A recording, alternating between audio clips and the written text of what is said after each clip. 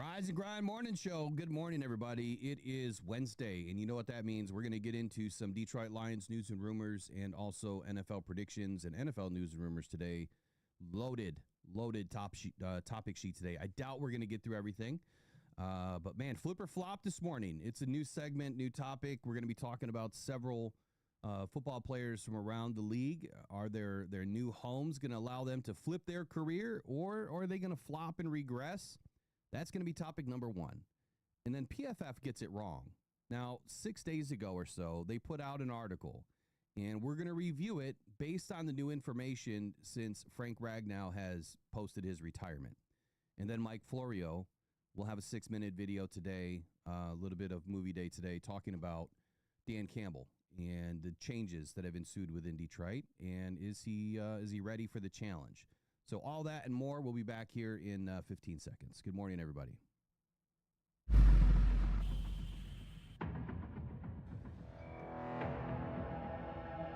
Adam Schefter at ESPN says there's 275,000 people. Well, that was some party in downtown Detroit. 775,000 people shattering the NFL draft attendance record.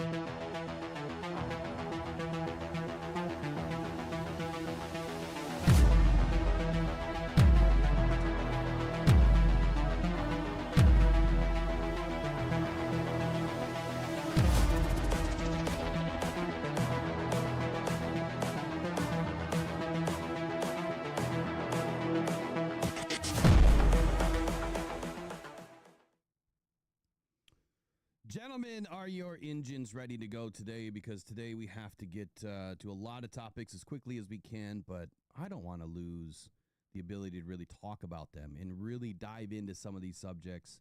We got a lot of great things to talk about. Good morning, guys. How you doing? What's new in Idaho and Utah? Good morning.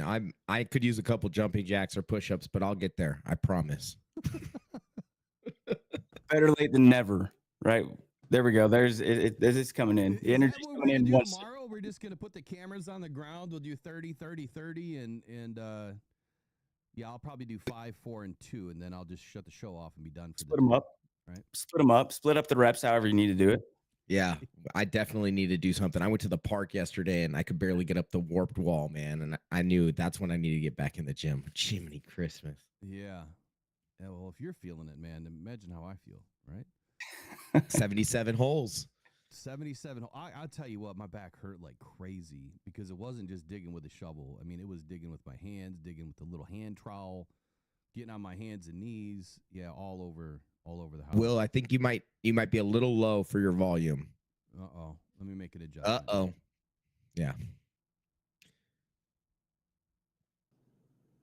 Make that adjustment, and we can get into the first article. That's our flip or flop. I'm excited about this one. I always like to think that I know what's going to happen with players in the future and guess, but I don't think there's really any way. We will. I'm interested to hear your guys' arguments for some of these guys and what you think about them, from their past and what you think their future is going to be like in their new location. Because sometimes that can change the trajectory of an entire career. For sure. And sometimes it's just confirmation what we already all believed. So It'll be interesting. I think I'm good now, but yes, to your point there, the flip or flop, man, this can make or break a franchise. It can also make or break a career. And talking about independent, players' careers here and making a change. The offseason brings a lot to these, to the NFL. You've got players going every direction, north, south, east, west, to new homes in the NFL. You've got some that are hanging it up, as recent as Frank Ragnow here. Still hurts, man. Still hurts. But the question is, do they have the opportunity to flip or flop their career? They do. This is new life, right? It's a new opportunity. It's a new beginning. It's new leadership that they're under. It's a different direction. It may be a different, program as far as scheme. I think that the scheme matters a ton for me. I think the scheme is extremely important for how players perform. And let's just get into it. So, yeah. This offseason, let me get rid of about 10 windows. Oh, goodness. This offseason, we saw a few changes. And good morning, everybody out there in the chat and listening. The Motor City Mullet, he's off today, so he'll be back another day. If you had a chance to watch last night, I thought it was kind of funny. But before I get into this, quick reactions. Corey Riley, what did you think? I know, Riley, you were at dinner or something. When you saw this blue-haired, crazy, eyed guy with glasses on, what did you think? Oh, man, my mind went a few places first. One was just like, man, Will makes this stuff look easy. I wish that I had the ingenuity to just be like, and we talked about it after, Will has this idea. Let me get a blue mullet. And then within a few hours, he's got a blue mullet. And it was just very well done. It was funny, and it gets you excited about, Tate Ratledge. If you weren't already, you are now, I feel like. Yeah, Tate, man, if you didn't get a chance to watch the whole video from last night, the live stream, I did a personal video of him hunting so that you can kind of get an idea of who he is off camera. Well, he was still on camera, but you know what I mean. And then a sit down from 2023.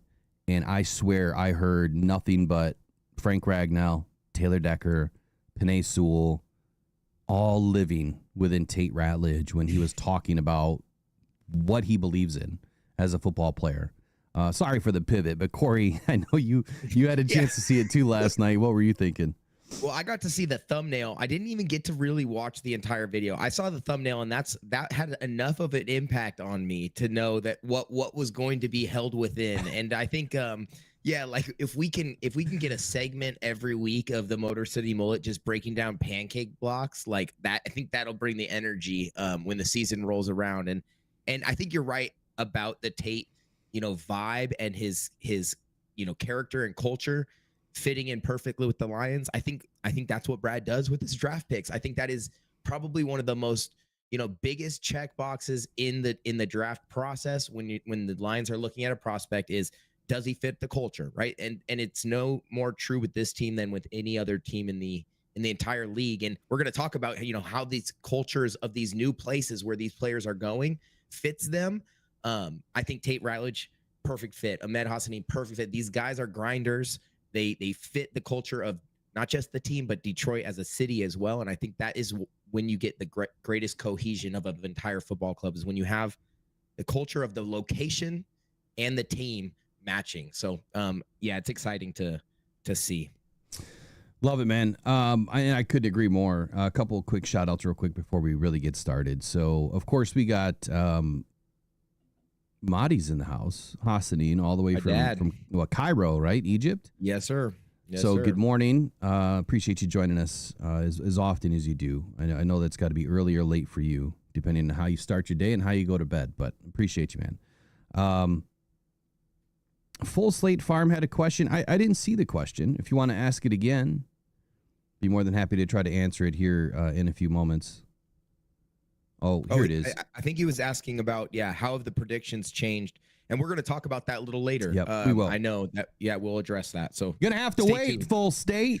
You're going to have to full stop on Full State. You're going to have to wait for just a moment. All right, let's get into this first one here. So flip or flop. Justin Fields goes to the New York Jets. And I think that this was a epic collapse for the Chicago Bears to move off of Justin Fields when they did. Especially given the fact that, they were going to be changing head coaches, 2 seasons after the fact that he leaves. I also think it was an epic collapse for the Pittsburgh Steelers to let Justin Fields leave. And now they're in a hole, right? They really don't have a quarterback. The question is the hope for Fields, now in New York, that his strengths as a quarterback, and especially in the run game, which the Bears didn't really, I think, do enough, as this article kind of states as well. Is Justin going to be able to resurrect his career in New York under Aaron Glenn? I find it, the parallel between Aaron Glenn going to New York and now he has a former NFC North quarterback in Justin Fields, and then the parallel with Benedict, Johnson going to Chicago with an NFC North quarterback, kind of weird, right? I mean, it's almost too planned, if you ask me. But I'll start with you, Corey. You've watched Justin Fields over the years, and you really weren't a fan of the NFC North at that time. So this is kind of a raw take, if you will. Is Justin going to be able to flip and, do better with his career, or is he going to flop and continue to do what Justin does? Well, see, this is interesting for me because I didn't ever know your take on Justin Fields, right? Like I can tell now that you believe Justin Fields is a good quarterback. To a degree. I believe differently. I think he's highly misused. Never a great passer, but they just wrong scheme, wrong systems. Yeah. I'm in a slightly different court. I don't think Justin Fields is a great quarterback. I don't think that he's an NFL quarterback. I don't think the year that he came out of college, I saw film on him and Zach Wilson, and I said neither of these dudes are him. Like I just knew right away. And you know, he at Ohio State, he was a great athlete, and when you have that many weapons, right, it looks really good. And it's, I mean, he had Garrett Wilson, so we'll see. I think that's the only hope I believe for his passing game is that reconnecting with Garrett Wilson and finding that connection and chemistry that they had in college could help him flip, you know, the projection for his future. But I think that as a whole, and this is my first very strong take because this is a take I've had for many years, far before, you know, ever thinking about talking about it on a podcast. I just don't think Justin Fields is him. He is a great athlete. He's a running threat for sure. But I just think it takes more than just running. If we watch Jaden Daniels, if we watch Jalen Hurts, they are great running quarterbacks, but they're also quarterbacks first, then they run. And I think that skill set, you can't be a running quarterback. You have to be a quarterback who runs. And I think Justin Fields is a pure running quarterback because his arm talent and his, the other intangible qualities that make a great quarterback, that I don't know if he has it. And so we will see, but New York is a hell of a place to try and figure out if you're going to, resurrect your career. And if he doesn't, the pressure will be on from the very, very beginning. So my immediate reaction to that is spot on for me. Justin, I believe, can be repurposed, right? I think he's been through some dumpy situations. Maybe not so much in Pittsburgh. I think Pittsburgh just failed to use him correctly. I mean, they were 4-0 when he was the starter there before Russell took back the ball. So do you remember, Riley? They were 4. Why would you sit him down if he's 4-0 and he's winning? But to your point, it's the same thing that I've said for the longest time about quarterbacks. You have to be a quarterback first, which means you have to be able to live, eat, and breathe within the pocket. You have to be able to pass the football. Run is your third option, right? Always should be your third option. You're either handing the ball off, you're throwing the ball, and then if you have to escape and scramble, you have to escape and scramble. But designed runs in the NFL, I think that they have their place, but it shouldn't be every fourth play. And I think that I just feel like he was misused. Riley, you've watched Justin Fields in the NFC North for quite a bit. Obviously, you got a chance to watch him last year in the beginning of the season for Pittsburgh. Do you think that he's going to flip? And Corey, did you say flip or flop? I think he's flopping. Flopping. Riley, flip or flop for Justin Fields, and why? Yeah, so this one's interesting for me because I feel like I've seen Justin Fields make some throws where I'm like, dude, that's as good as anybody could throw him that football. But it's you kind of take the good and the bad with him, and it's hard to kind of see Justin Fields as the true quarterback that an offensive coordinator or head coach is going to commit their whole scheme to. At least now in New York, he seems like he's going there knowing this is your job. I think, what did they give him? $40 million.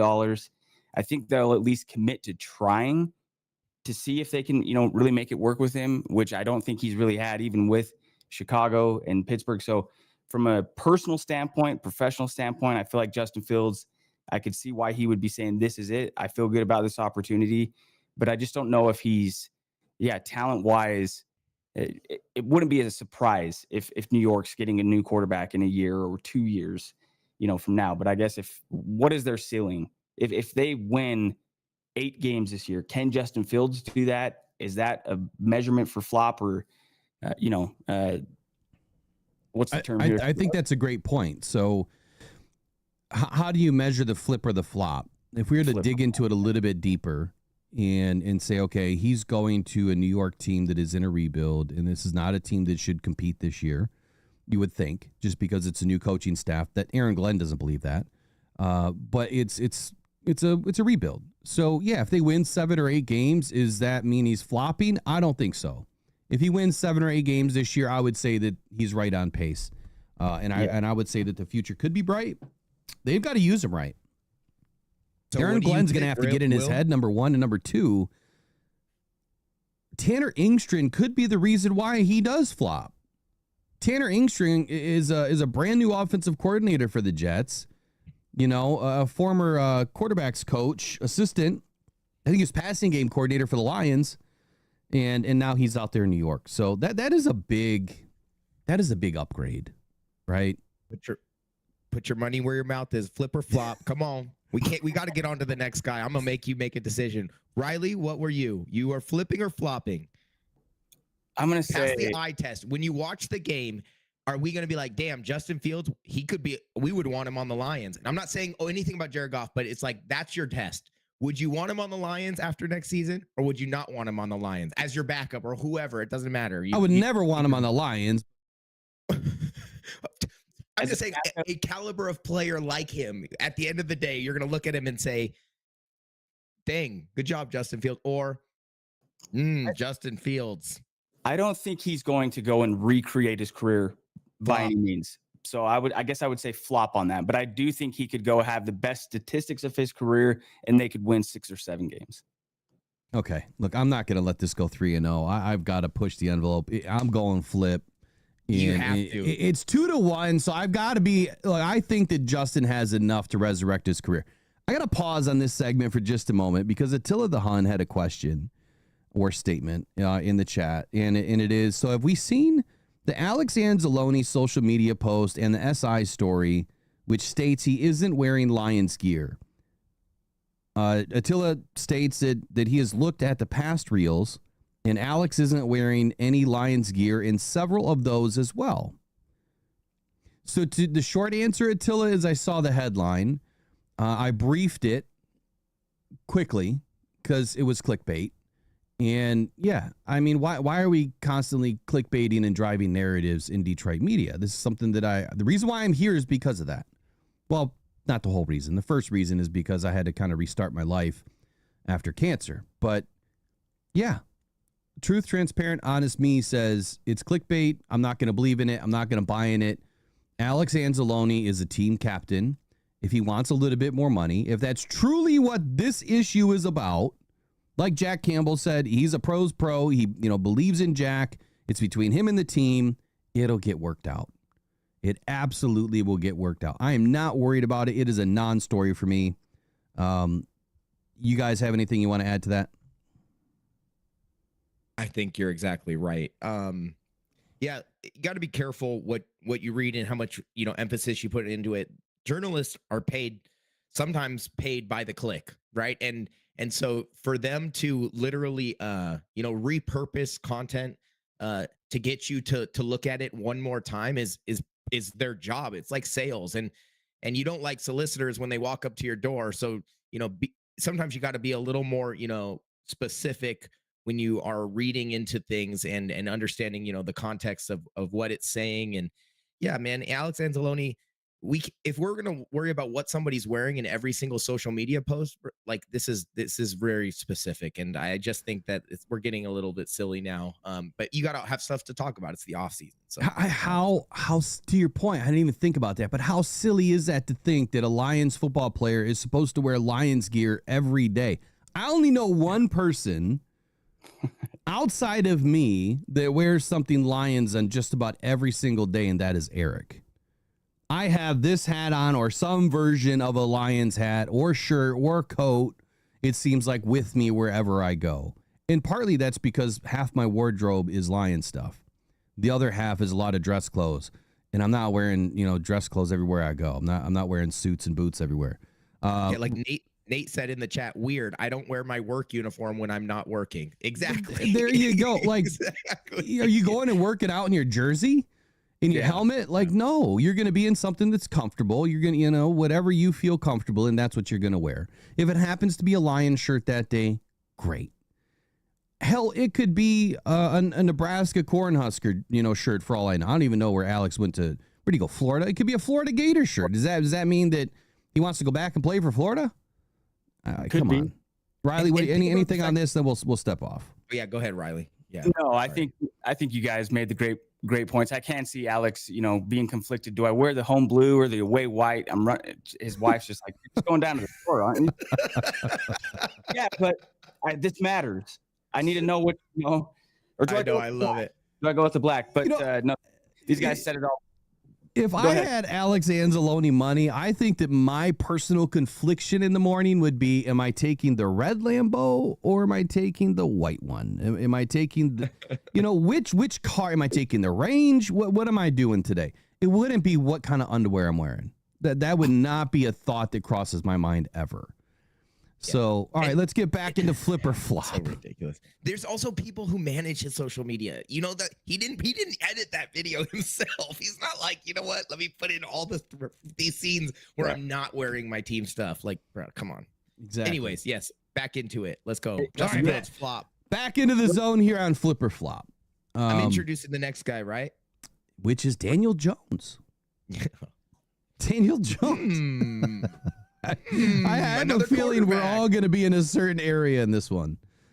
Maybe not. Maybe not. I don't know. But before I even read any of this or get into it, did the Giants mismanage Daniel Jones? Did they give him a chance to win? I don't know about that, but I think Daniel Jones might have a better chance than Justin Fields. I would agree with that. I would also agree, or at least put this out there, that the Vikings, come on, you've got J.J. McCarthy taking over the team. You don't have any vet really that has playing time behind him. That to me was an epic mistake. You should have kept one of those guys in the house. Wasn't going to be Sam Darnold because it was too much money. But Daniel Jones, I think that they could have figured out a way to keep him in-house.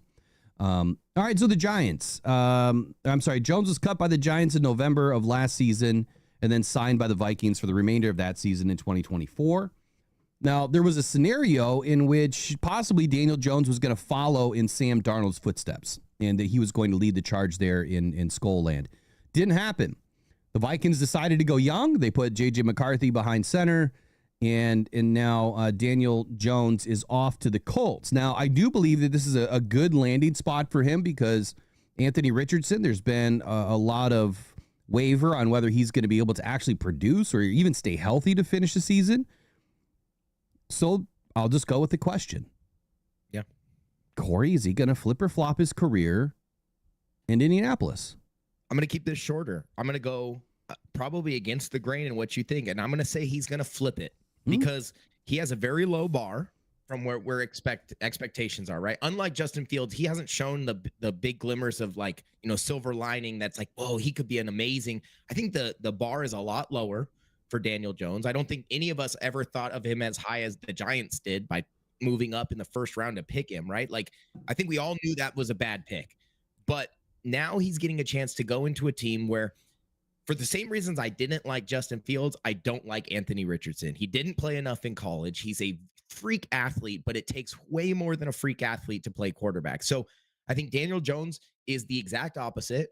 And with the weapons he has around him, Jonathan Taylor, Michael Pittman, Josh Downs, right? These are guys who need the ball in their hands. And if you can't distribute it, like Anthony Richardson can't really, then I think that like, Daniel Jones is going to have a real opportunity to get playing time, and his skill set does, I think, work well with the weapons there, and the weapons they never really gave him in New York. And so, yeah, I think he's in a better spot than Fields, and I think he'll flip it. I think he's going to have a decent career here in Indianapolis. I don't know if it's going to be pure resurrection, but he'll be at least alive. I don't know if he'll be thriving, but it's flipping from the bottom. So I think the biggest thing for Daniel Jones in Indianapolis is he needs to have some protection, right? And I think that's been an issue for him throughout his career. The Giants, in my opinion, they never really set him up for success. He had some weapons in New York, but was not able to utilize them, does make bad decisions at times, but I think part of that has to do with the way that the offensive line has or has not protected him. Now, the Colts are somewhere predicted as a midline offensive line this season, Riley. And so my question is the same for you. Flip or flop for Daniel Jones in Indianapolis, and why? I'm just going to tell you, before you give your answer, I'm going to flip. I think that if he gets a chance to play, he's going to do something with it. So I will say flop on this because I feel like Daniel Jones, what you see is what you get. And I feel like for the Colts, again, what's their best case scenario? Are they a playoff team? Well, certainly if he quarterbacks them to a playoff appearance, but even that, we saw with, you mentioned Sam Darnold, that doesn't guarantee that you're getting a new contract. They're going to keep you in town for, an extended period of time. I feel like there's such a stain with what happened with Anthony Richardson, overdrafting him, that right now it's just bringing somebody somewhat, capable, and then they're waiting on getting their next guy. I don't see Daniel Jones going to Indianapolis and doing what Goff did in Detroit, kind of a thing where he's really resurrecting his own career. I think there's a ceiling for how well he can do. And based on that, a former first-round pick, I wouldn't be surprised if he's doing this journeyman kind of a career from this point. So far from the worst quarterback in the NFL, but also far from the best. I would agree with everything that you just said. I just think he has a better opportunity in Indianapolis. So the next guy here, sticking with quarterbacks, and then we've got a couple more that I want to get out of this list here. Mac Jones heading to the San Francisco 49ers. Now, unfortunately, he's going to be stuck behind Brock Purdy. So I think that the value play here is, he might be able to flip his career a little bit as a career backup. I don't think he's ever going to be leading a team again. He could be, one or done in San Francisco. I mean, he still has to make the squad after, 53 cut day. But this one is simple for me. I think he's only going to flip his career as a career backup. I don't think he's ever going to flip his career into being a starting quarterback ever again in the NFL. That's just my take. Like Darnold, Jones was obviously once regarded as a promising young quarterback. The game is, falling apart amid, injuries, poor offensive line play, questionable coaching. And I think that when all of that stuff happens to somebody, it's kind of hard to come back in the NFL. It really is. What Jared Goff was able to do, to your point earlier, really difficult. Of what he went through in the way that it ended in LA, and then to come to Detroit and have the amazing career that he's had now in the second phase of his career is incredible. Like, that just doesn't happen very often. So Mac Jones, Corey, where do you feel on this one? Yeah, I think like you said, backup, and which is not a bad spot for him to be. He was put into a spot that I don't think he was ever going to be successful when he was in New England. And then, backing up Trevor Lawrence, he was never going to take that job. They've just invested too much in him. So now gets to go behind Brock Purdy, and that's a great system for him to be in, because they don't expect a ton from like as far as like physical tools. They're not asking for a running quarterback. They just need a guy who can operate the machine that is the 49er offense. And if he can do that, which he seems like a smart dude, was able to do it in college, I think he will have a job for a while there. And so, I don't know if it's a flip, but it's consistent where he's going to be a reliable backup and maybe a journeyman backup for many years to come. Riley, what's your take on Mac Jones? Well, this one's interesting for me in particular, because if you guys recall during that draft, there was a lot of talk that San Francisco wanted Mac Jones, and they were trading, they made that trade early, and everyone said, was it for Trey Lance? Was it for Mac Jones? And I remember having this conversation with people thinking, why would they move all of that for Mac Jones? And the thought was, well, San Francisco, Kyle Shanahan that's the perfect quarterback for what Shanahan needs. He needs kind of the game manager, but a leader, so this might just be happening a few years too late, right? Because obviously they ultimately went with Trey Lance, and then that didn't pan out. And then ironically enough, they get Brock Purdy in that same draft. If Brock Purdy goes down, I feel like Mac Jones could probably go in and have as good of success as he could in any situation on any team in the NFL. What that means for his career, it's a good thing. I feel like this was a good move for him, and he probably had that thought too. Man, I wish it were, what year was that? 21, 22, when he was going it. So a few years late, but better late than never. So I think this will be a successful move for Mac Jones, even if he never ends up taking the field. Okay. I think I agree with that. And I think that you just said something that maybe neither one of us, Corey or I, kind of touched on. Mac Jones is only 26 years old. And now he has an opportunity to go sit behind Brock Purdy and restart his career. So kind of what I was saying, that the flip into that career backup. Okay, if Purdy goes down and he gets an opportunity, if he's on the team and he gets an opportunity to play, I guess maybe that should have been the question. Will he be able to flip and be a different style of a quarterback? I'm still going to stick with the flip, but to expand that a little bit more, maybe this gives him a jump start for his next team that's not the 49ers. And maybe he gets picked up somewhere else, along the line. Look, he's still young. Quarterbacks have probably the hardest path back to, a good career. But so I flipped. Corey, you flopped? I said flip too, because I do think like the system and when you go to a team like the 49ers, the Vikings, and you sit behind somebody, there's a lot of learning that can happen. And I think that's why these quarterbacks choose those things. Like, why did Daniel Jones sign with the Vikings, right? Why is he signing with the 49ers? Because you get to go sit with Kyle Shanahan or, these guys that have really like shown that they can develop quarterbacks. And if that's the only way you're going to get, signed off, it's all about relationships. It's all about your resume when it comes down to like getting that next job.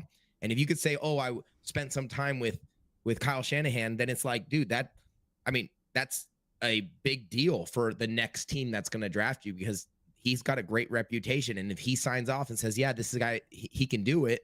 I mean, Jimmy Garoppolo had a whole career because he came from a system that showed that he could do it.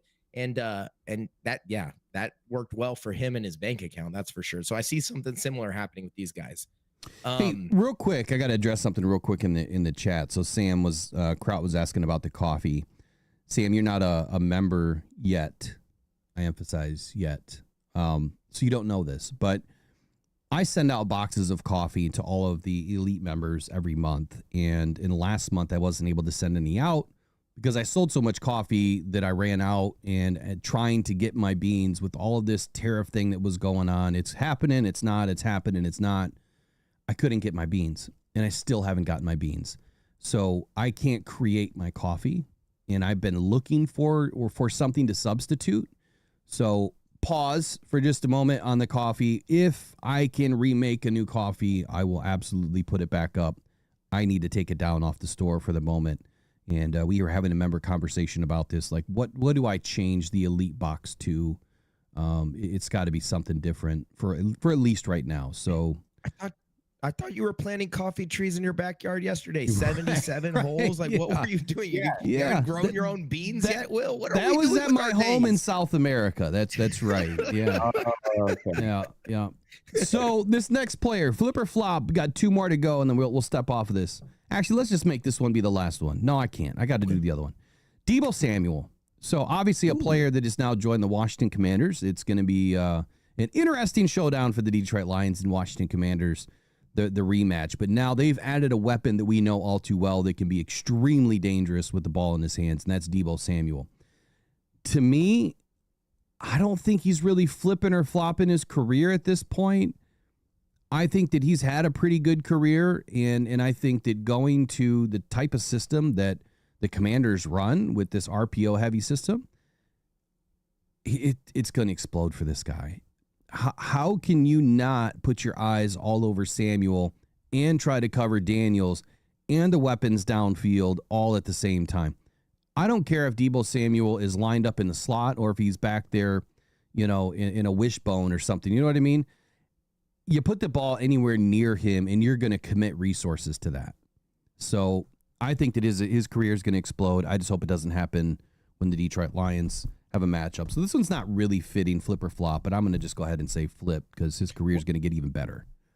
Yeah, I guess that would be considered a flip because what we saw at the end of his career and the 49ers wasn't the same Deebo we saw at the beginning, right? So what you're really asking, are the Commanders getting vintage Deebo that was taking over games and just that threat to score every time he touched the ball? Or are they getting, the older Deebo that we saw at the end of his time in San Francisco, who wasn't as much of an X factor, right? And I think they might be getting more of that. I think that I think he will fit well into the scheme. He doesn't have to be the weapon anymore. He can be a weapon. And I think that the way, with Terry McLaurin out there, with Deebo out there, they're running attack, and then Jaden Daniels and his feet. Zach Ertz will always be that consistent target. He's got a lot of weapons, and we've seen that Jaden Daniels can get it to his weapons quickly and efficiently and let them do what they're going to do. So I think he'll have a good career, but I don't think he's going to be Deebo. Like I don't think I hate to say it, but I just think that player that, fantasy players drooled over, that was literally could take any ball to the house. I don't know if he's going to be there in Washington. So I'm going to say it's the decline of Deebo. I don't know if that's considered a flop. He will be semi-efficient there, but I don't think he's exploding. I don't think he's going to jump back up and gain a ton more value than what we've already seen from him. So Riley, what do you think? Yeah, it's a great way to put it too. And if I remember, what did they give up for Deebo? Like a 4th round pick? It wasn't much. It wasn't much. I don't remember exact, but it was not much. I'll look while you're talking. Yeah, so to me, and I'll never forget, I was at SoFi Stadium, NFC Championship game between the Rams and Niners, and the fastest I've ever seen a player run in person was Deebo Samuel. He took a little dump pass from Garoppolo, like 55 yards. I just turned and looked at my buddy like, dude, that was impressive. He ran right to the end zone where we were at, and I just remember thinking, what an incredible athlete, the speed, the strength, just amazing. But there's a quick decline with players in the NFL like that. And I imagine going to a new team, you might see it the first few weeks because they got to say, hey man, this is why we brought you here. Is he making those plays weekly come week 12, 13, 14, later in the season? Obviously remains to be seen, but I guess I'd say flop as well in the standpoint of, does his production outweigh a 4th round pick, whatever the average 4th round pick production is statistically? I think he'll make some plays. He'll score a couple touchdowns this year, but I don't think he's going to go and kind of to what your point was, Corey, he's not going to be a huge reason why, we fleeced San Francisco and he's a winning football player for us week in, week out. Yeah. So it was a 5th round pick. Yeah. 5th. So yeah, that's incredibly cheap for a player of his caliber. But I think he not sign a new contract. I think he did the year before. It'll be interesting to see how they use him. Well, I think he's going to be part of that RPO. I mean, you're going to have him in the backfield, and you're going to have a viable threat, whether it's Jaden or Deebo running that football, or you might see him slide out, I can see a lot of bump and end and then release, you can put him all over the place.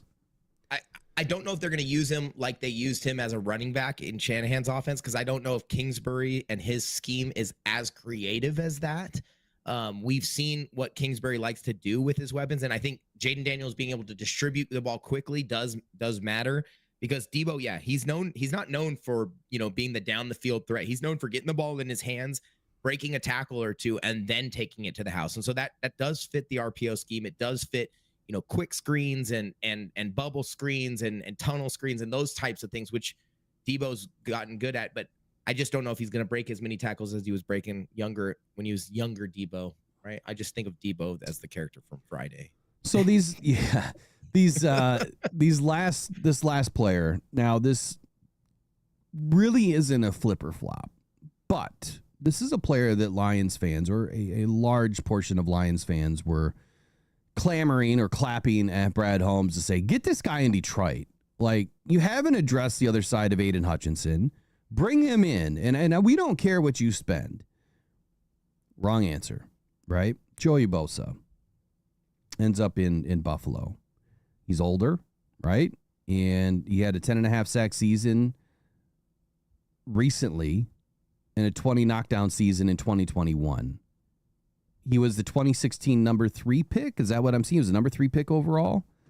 He's just been unable to stay on the field. Injuries have cost him a lot of time. 23 games over the past 3 seasons. So I guess you could say, is it a flip? Is he going to stay healthy and play an entire season or more than 75% of the games? That's the question. Lions fans wanted this guy in-house. I said that he was going to sign more than a $16 million deal. He signed, I think, a $19 million deal. And now he goes to the Buffalo Bills. They have a pretty good defense, but not against the Lions, right? I mean, that was a boat race type of a game. Does Joey Bosa go to Buffalo and have a last hurrah and flop, or flip? Excuse me. Does he flip the last couple of seasons that are left in him? We'll go with you, Riley, and then we'll kick it over to Corey. See, and maybe it's a narrow way of looking at things, but I always just look at it as, would I be happy right now if Joey Bosa were on the Lions? It's something I'd think about every day. Like, man, oh yeah, we got Bosa this season. I can't wait to see him, opposite of Hutch. But then you kind of think about it. I mean, obviously the Buffalo Bills are a very good team. In a situation like this, they're bringing Bosa in. They don't need him to be the number 3 overall pick that he was. So I feel like there's a good chance that he will meet his end of the bargain and have a successful season with Buffalo. But I do understand why the Lions didn't, pay the price tag to acquire him. But I do think he will have success in Buffalo this season. Go ahead, Corey. I think it sucks to have a brother who is Nick Bosa. That's right. what I think for Joey Bosa, right? He will always be compared to his brother. And I think, his career obviously took a different trajectory because of injuries. And I hope for his sake, right, that he can kind of get back to form, because you never want to see a guy who has all the potential in the world get derailed because of injuries. Like, that just is not a great way, to root for somebody or to see their career go. I don't know if he has it. Like, they had Von Miller in Buffalo.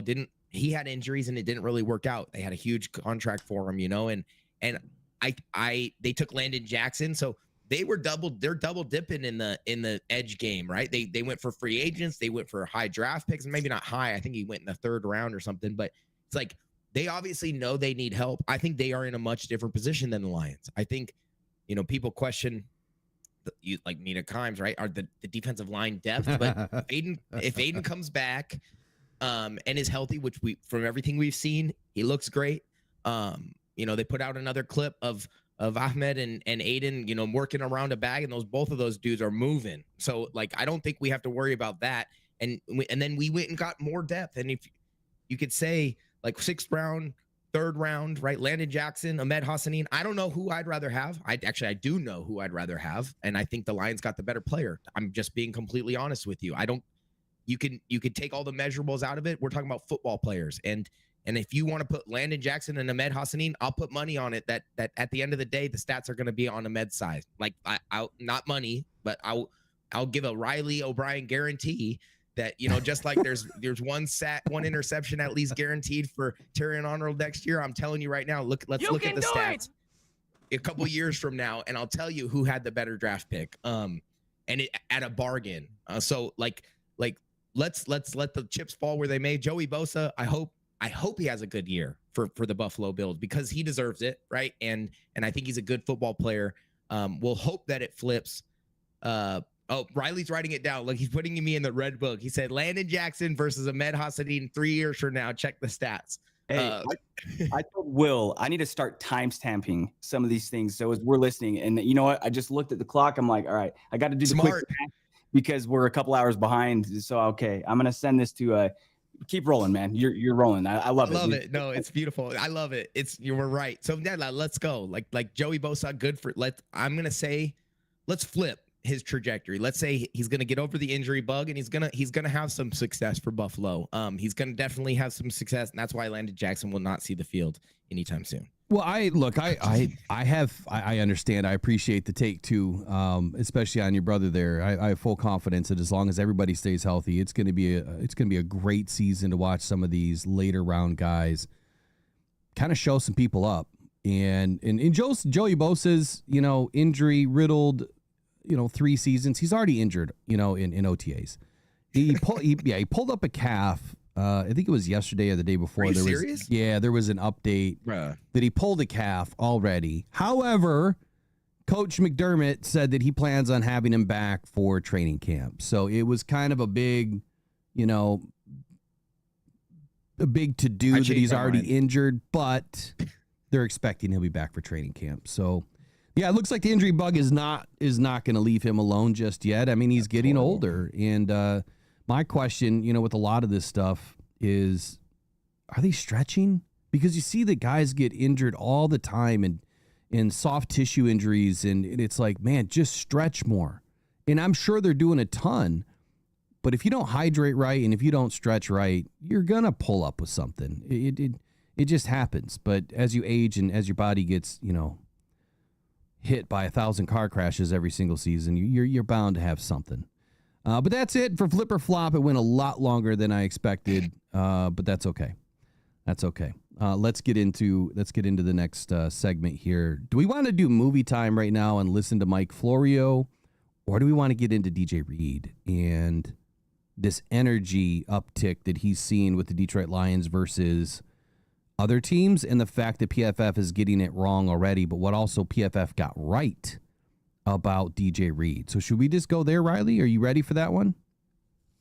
Yeah, let's do it. It kind of leads, perfectly from everything we're talking about right there with these guys, because you start to think about these players making these changes during the off season, finding new homes. Obviously, some of it's money, some of it's a new situation. They want to go win, and sometimes you just need a change of scenery. So we know that DJ Reed. Now, look, when he played in New York, he played for Robert Saleh. He reunited with him because he played for Coach Saleh while in San Francisco. So he goes to New York, gets a new contract. Surely he's feeling great about his situation there, but he does not have the same success that he was hoping to have, obviously. So now as he moves over to Detroit, an article came out the other day, a couple of quotes from DJ Reed said, "I needed to go through what I went through in New York, and I'm grateful that I went through it." However, Reed is obviously now glad to be playing for a contending team. We've all heard the style with which Dan Campbell coaches. We've all seen it on Hard Knocks. It's kind of the dream scenario. And I'm curious, especially for Corey, you with your coaching background, how much of this is impacted by a coach's style? Because you think of an NFL coach, are they all just yelling swear words all day? Are they genuinely able to connect to the players? DJ Reed's already talking about the difference in energy from his experience playing in New York to what he's experiencing so far in Detroit. And what do you think the style of coaching from Dan Campbell that you've learned of so far? How? Yeah, can I preface this question real quick to Corey? So what DJ Reed is saying is that there's a huge impact going from the Jets to the Lions in the energy, where the style of practice and what they're already going through in the limited amount of practice that they've had, that he feels that it's a different energy in Detroit that he's ever had in his other parts of his playing career. So I think that's the question where Riley's going with this. Is it just the coach? What is it? Is it the players and the coach? Is it the vibe of the city? Is it the fans? Put a cap on it. I mean, what do you think it involves? So it is actually a tangible thing that when you talk about culture, right? Like, and it's not, I don't think it's any one of those things. I don't think it's, just Dan Campbell. I don't think it's just the facility. I don't think it's just his teammates. It's the energy that every one of those things, brings to the environment. And for DJ Reed, somebody who, like Riley brought up, he had a personal relation. I just talked about it earlier. Football is about these relationships. It's about, wanting to play for a guy or an organization. So he went from, Robert Saleh. He said, I'm going to go play for Robert Saleh. He's the head coach. But we know that Robert Saleh didn't really have a great control over that team.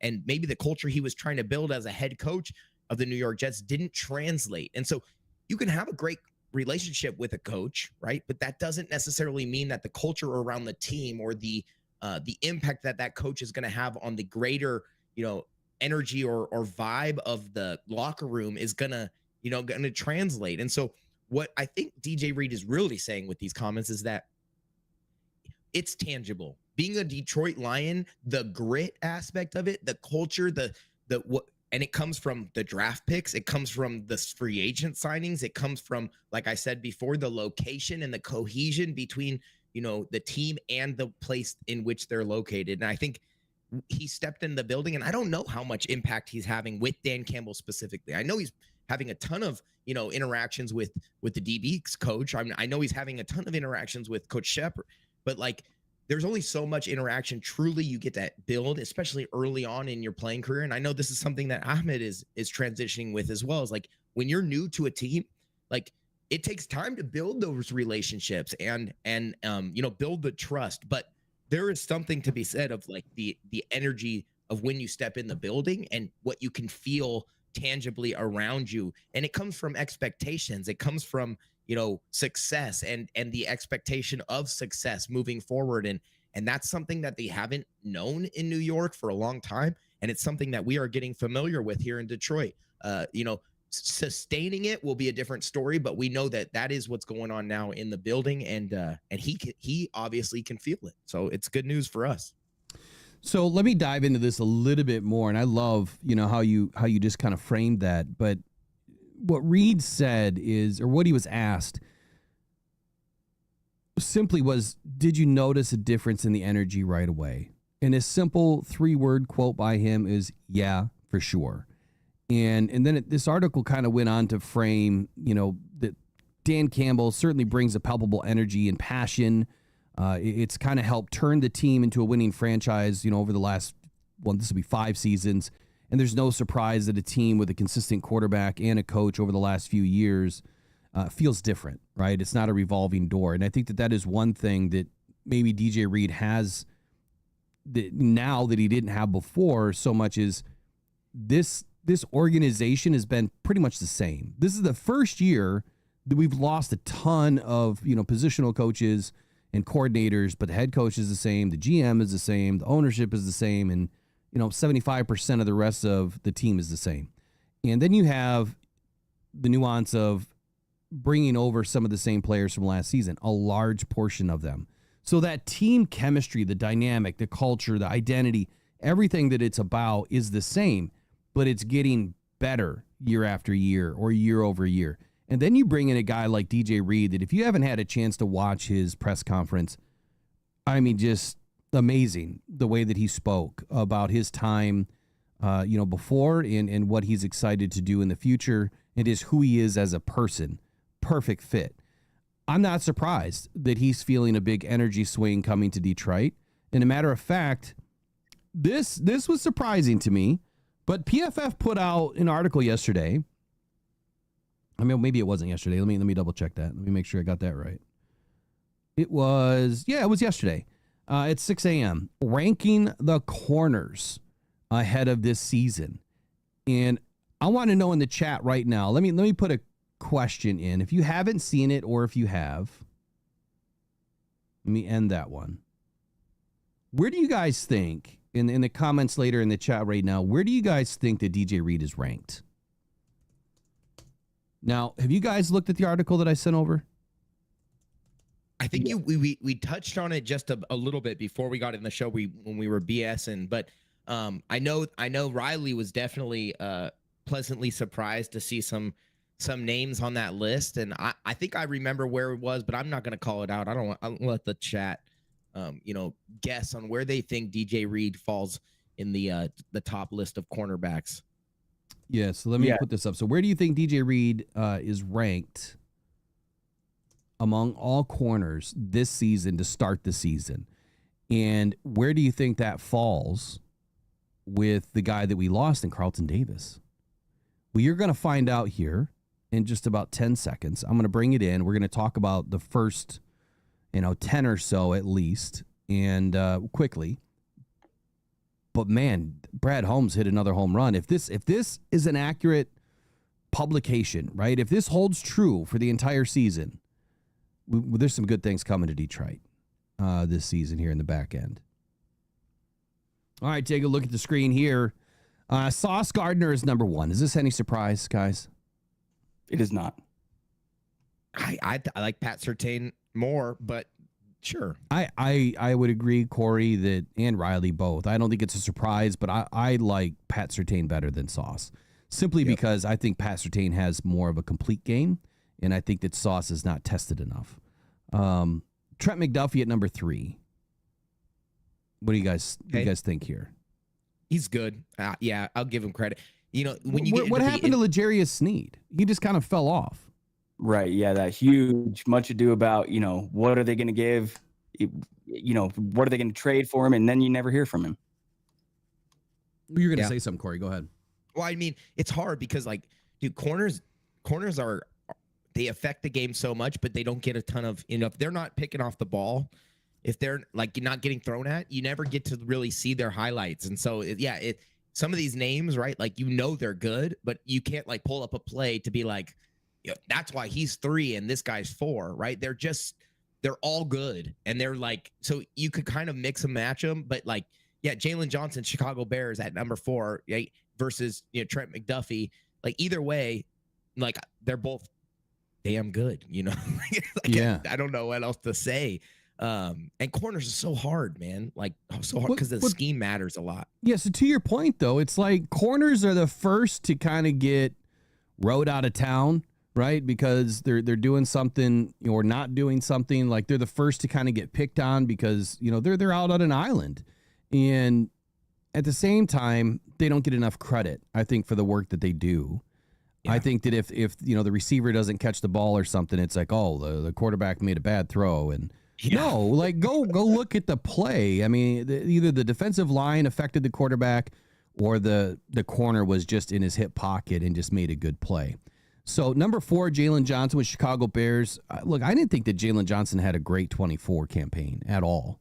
I really didn't. Derek Stingley, man, that was a missed opportunity, I thought, for the Lions. I thought that Derek Stingley was for sure going to be looked at, back in 2022. But the Lions, they just didn't have the pick. They could have done something, but you wouldn't have had Aiden Hutchinson either. So next up, this is a huge surprise to me. Huge surprise. DJ Reed. Ahead of Marlon Humphrey. DJ Reed, according to PFF, says Reed has yet to become a household name at the position despite excellent play for several seasons. Let me underline that, right? Excellent play for several seasons.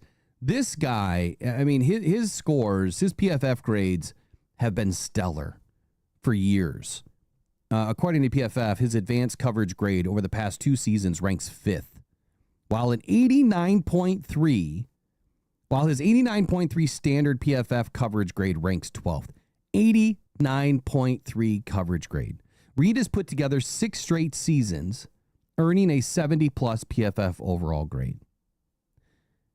Ladies and gentlemen, let me ask you this. You guys wanted a number 1 defensive end in this offseason, right? You got a number 1 corner. Let's be honest here. Like, you're in the top 6, top 10 as a corner, and your grades are this good, and he's gone up against the best of the best every year. It's not like he's going up against some slouch wide receivers. He's always taken the number 1. So I think that you're going to have more impact on the back end of a defense, Corey, correct me if I'm wrong, versus what's coming off of the ends, because if you don't have the back end of the defense secure, your ends can't do enough. They're not going to have enough time. If the ball's coming out in 2.6 seconds, nobody's getting to the quarterback. Even if it's coming out in 2.9 seconds, you might not be getting to the quarterback. So without a good backfield, defensive backfield, your defensive line really isn't able to do enough. So I guess break down, while I just scroll through some of these, how important it is to have your corners added to. By the way, Terrion Arnold, if you look at the last half of his first season, I think the sky's the limit for these guys. You don't have to worry about the number 1 wide receiver for the Lions this year, on defense anyway. So break it down a little bit, why the defensive backfield is so important to the defensive line. Yeah, I think it adds a level of trust and comfort for a defensive play caller to know that your guys can lock up without having to commit extra resources into coverage. There's so many more things that you can do with the scheme. As far as bringing extra guys, using stunts and extra blitzing to get to the quarterback. If you know that your guys can lock up and account for the weapons as they attack and try and stretch the field downfield, because it's extremely important to be able to fit the defensive plays and play calling and pair the coverage with the rush And if we can get there, with 4, great. But if we need to give an extra guy into the rush, or if we want to show a different look, having dudes who just can eliminate weapons is extremely important. And we've seen that DJ Reed can do it. He had Sauce Gardner, on his team, right, the last couple of years. So he knows what it's like to play with good talent, and I don't think Sauce was the guy that followed people around the field. So DJ Reed was matching up with top receivers often, and when you have a grade like you just showed, it shows that he is the real deal, and it'll be exciting to see what he does to an already good defensive backfield in Detroit. So let me expand upon that. You have Sauce Gardner, which we know quarterbacks are not throwing at. So where's the ball going? Where's the ball going? If it's DJ. Not going to Sauce, it's going to DJ. And the fact that he just posted an 89.3 coverage grade over the last many seasons tells you that this guy can do it at a high level. Let me roll into the last guy that I wanted to talk about. So the Lions lose Carlton Davis this year, in which was a contract dispute. He wanted more money. He's number 18 on this list. Look, Carlton's good. I thought that he played great last year. I thought that he played above where a lot of us, expected that he was going to play. His highest graded season of his career, 72.1. And he's coming off of his second highest graded season of his career, 72.1. Let me wind back to number 6. DJ Reed has put together 6 straight seasons of earning a 70-plus PFF overall grade. Huge difference. Where Carlton is his second highest graded season was last season. His best season was the Super Bowl season. I know that from previous work that I've done on him. But looking at his coverage grade, ranking 12th overall in the NFL is huge.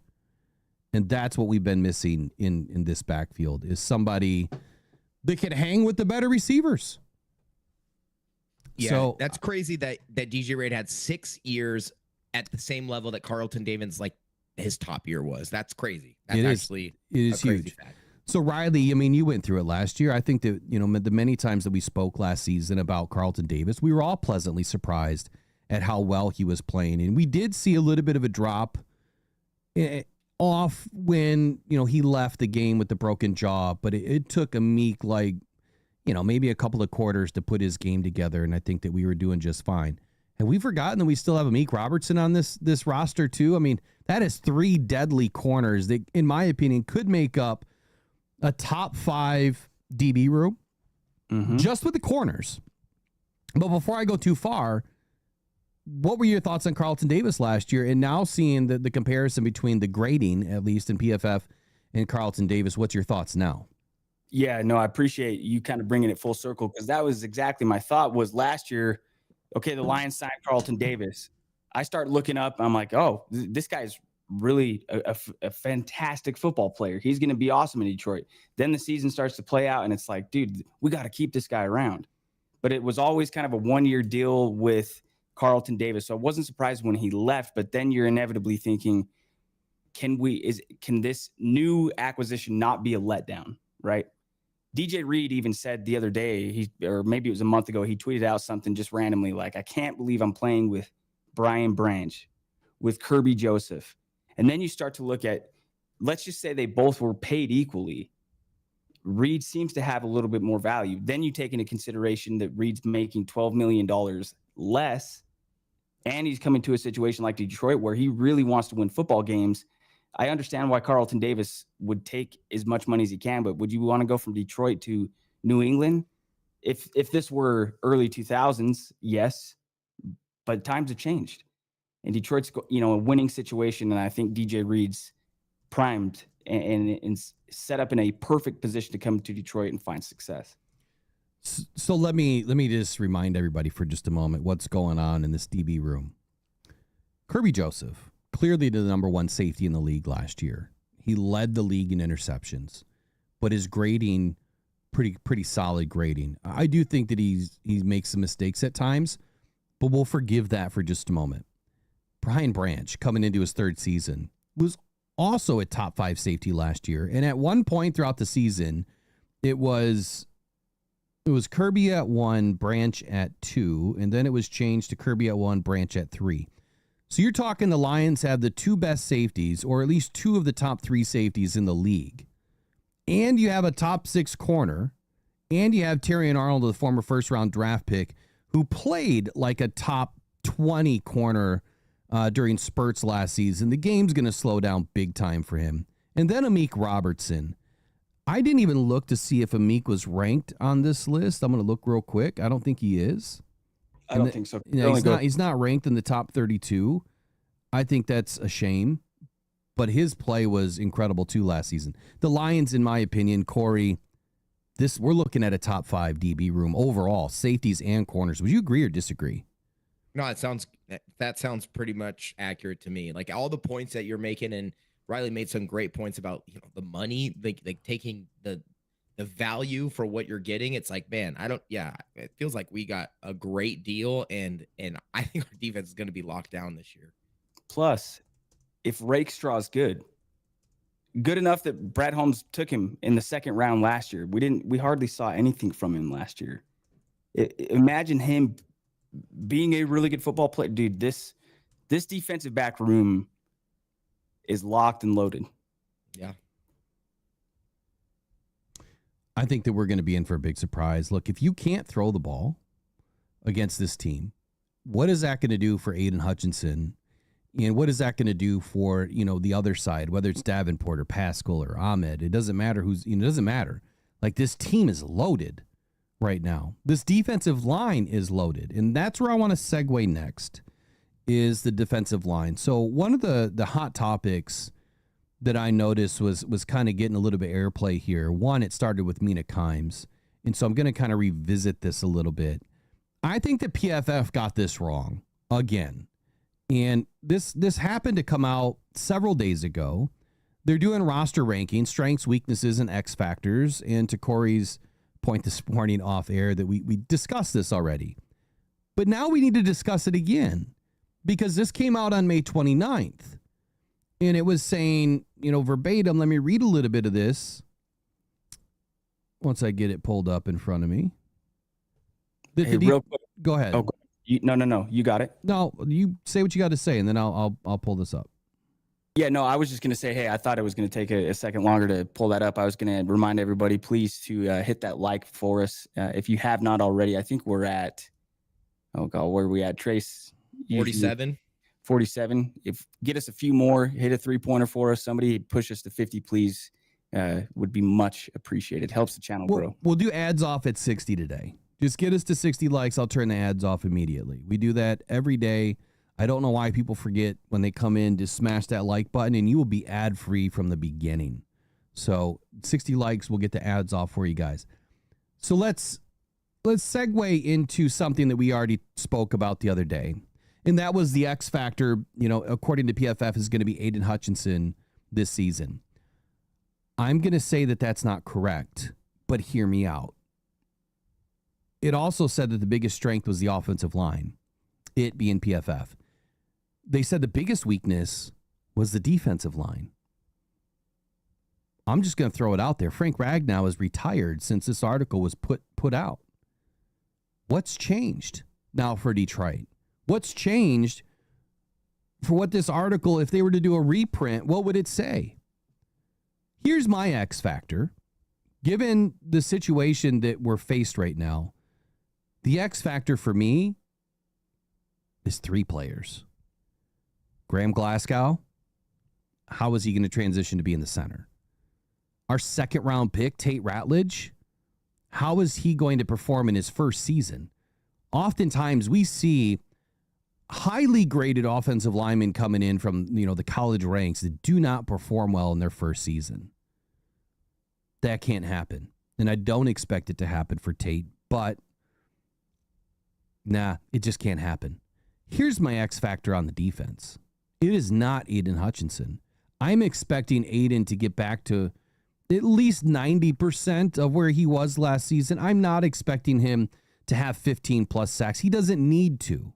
He needs to be an overall very good football player for this team. He does not need to be, shooting for sacks, because I think that if you lose focus on what's the most important thing is just shutting down the offense, not personal goals. The X factor for me is Tyleik Williams. Aleem McNeil is out for at least the first 3 months of this season. How is he going to perform in the early waning days of this season starting week 1?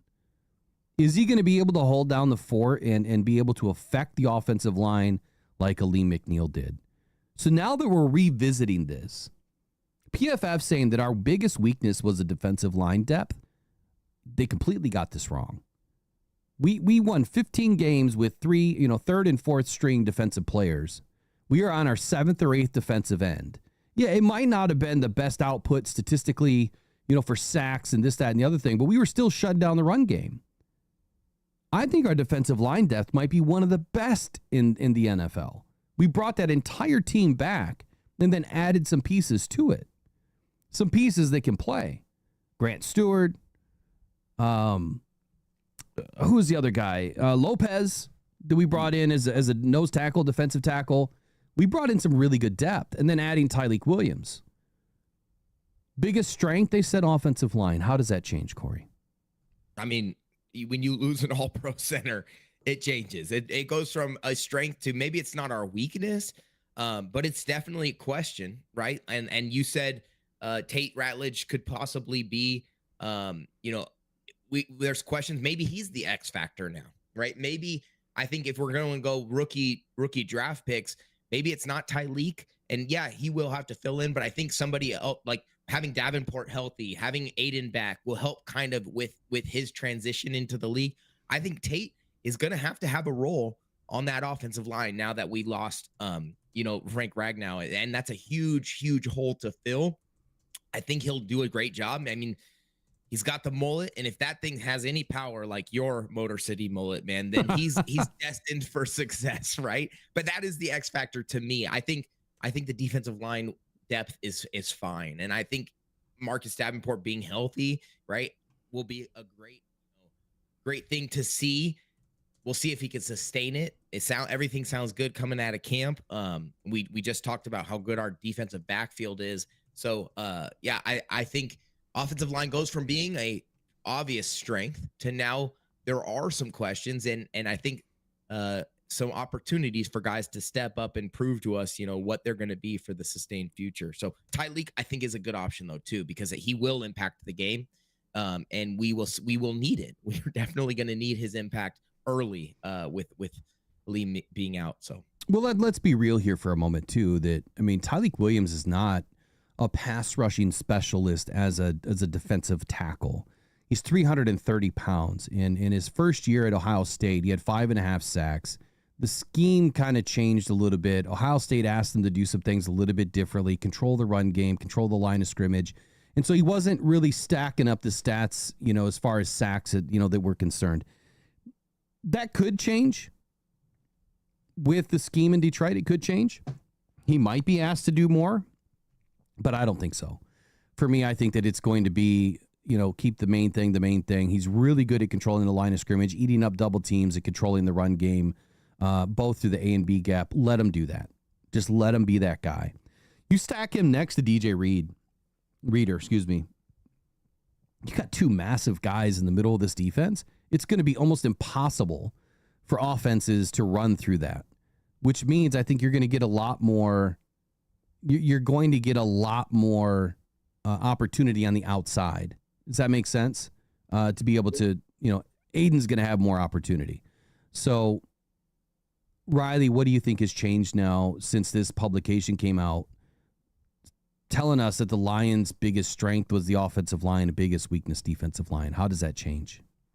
Yeah, now you look at it and say, well, like Corey said, you lose an all-pro center. That doesn't make your team better. But for that unit, if you are going to have a situation where losing an all-pro center hurts as little as possible, it's going to be a situation where on that same unit, the best player is Penei Sewell. Everything else kind of falls into place there. I think Penei is that good. It also helps that you have Jared Goff a veteran quarterback that's going to be able to adjust. He's going to be mindful of, where he needs to be at all times. I think that the offensive line will be fine. Obviously, I think that it's not as good as it was with Ragnow.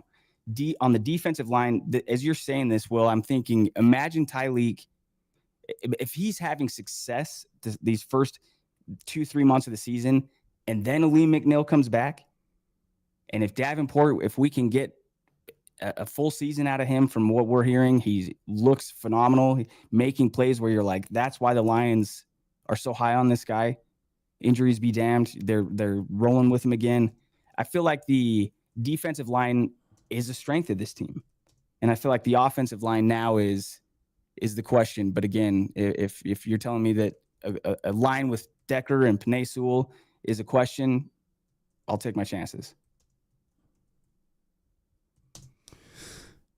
Offensive line, you still have a couple of stalwarts, on this line. You still have a couple of bookends here. You got Taylor Decker, who had a let off last year. I hope that he has a fire underneath his ass this season, that he is going to try to be something better than he was last year and the year before. We need Taylor Decker to be the guy that he was 4 seasons ago. Some shell of himself, at least, because what he did last season, letting up as many pressures that he did, and I can't remember the exact sack numbers that he allowed, but there was not great play coming from Taylor Decker at times. And I don't know how much of that was the responsibility of Graham Glasgow struggling on the left side, in the left guard position. But you still have Taylor Decker, right? And he was one of the better left tackles in the league, during his early days. He's still a younger guy. Penei Sewell, we know, is the best right tackle in the game. Tate Ratledge, I think he was the best guard in the game, honestly. The best guard in the draft, excuse me. I don't care where other guys were taken at all. When you look at the grading scale, and like I did on draft night, I had Tate as my number 1 guy. And it doesn't matter that he was taken in the second round. That just means the Lions got great value. I think that we have some depth here. And I spoke to it yesterday and last night, just trying to calm everybody down a little bit. We still have some great depth pieces on this line. And I think that Brad's probably working as much as he can right now to make sure that he can find something. You can write it in the books right now, Riley. You can pin this one. After 53-man cuts, Brad Holmes will bring in another offensive lineman. I guarantee it. Someone is going to get cut that he loves, and he's going to be in Detroit. And it may be an X factor for us. It may not be. It could be a depth piece. It may not be a guy that is going to start at center or start at right or left guard, but he's going to find somebody that will be a value add to this team after 53-man cuts.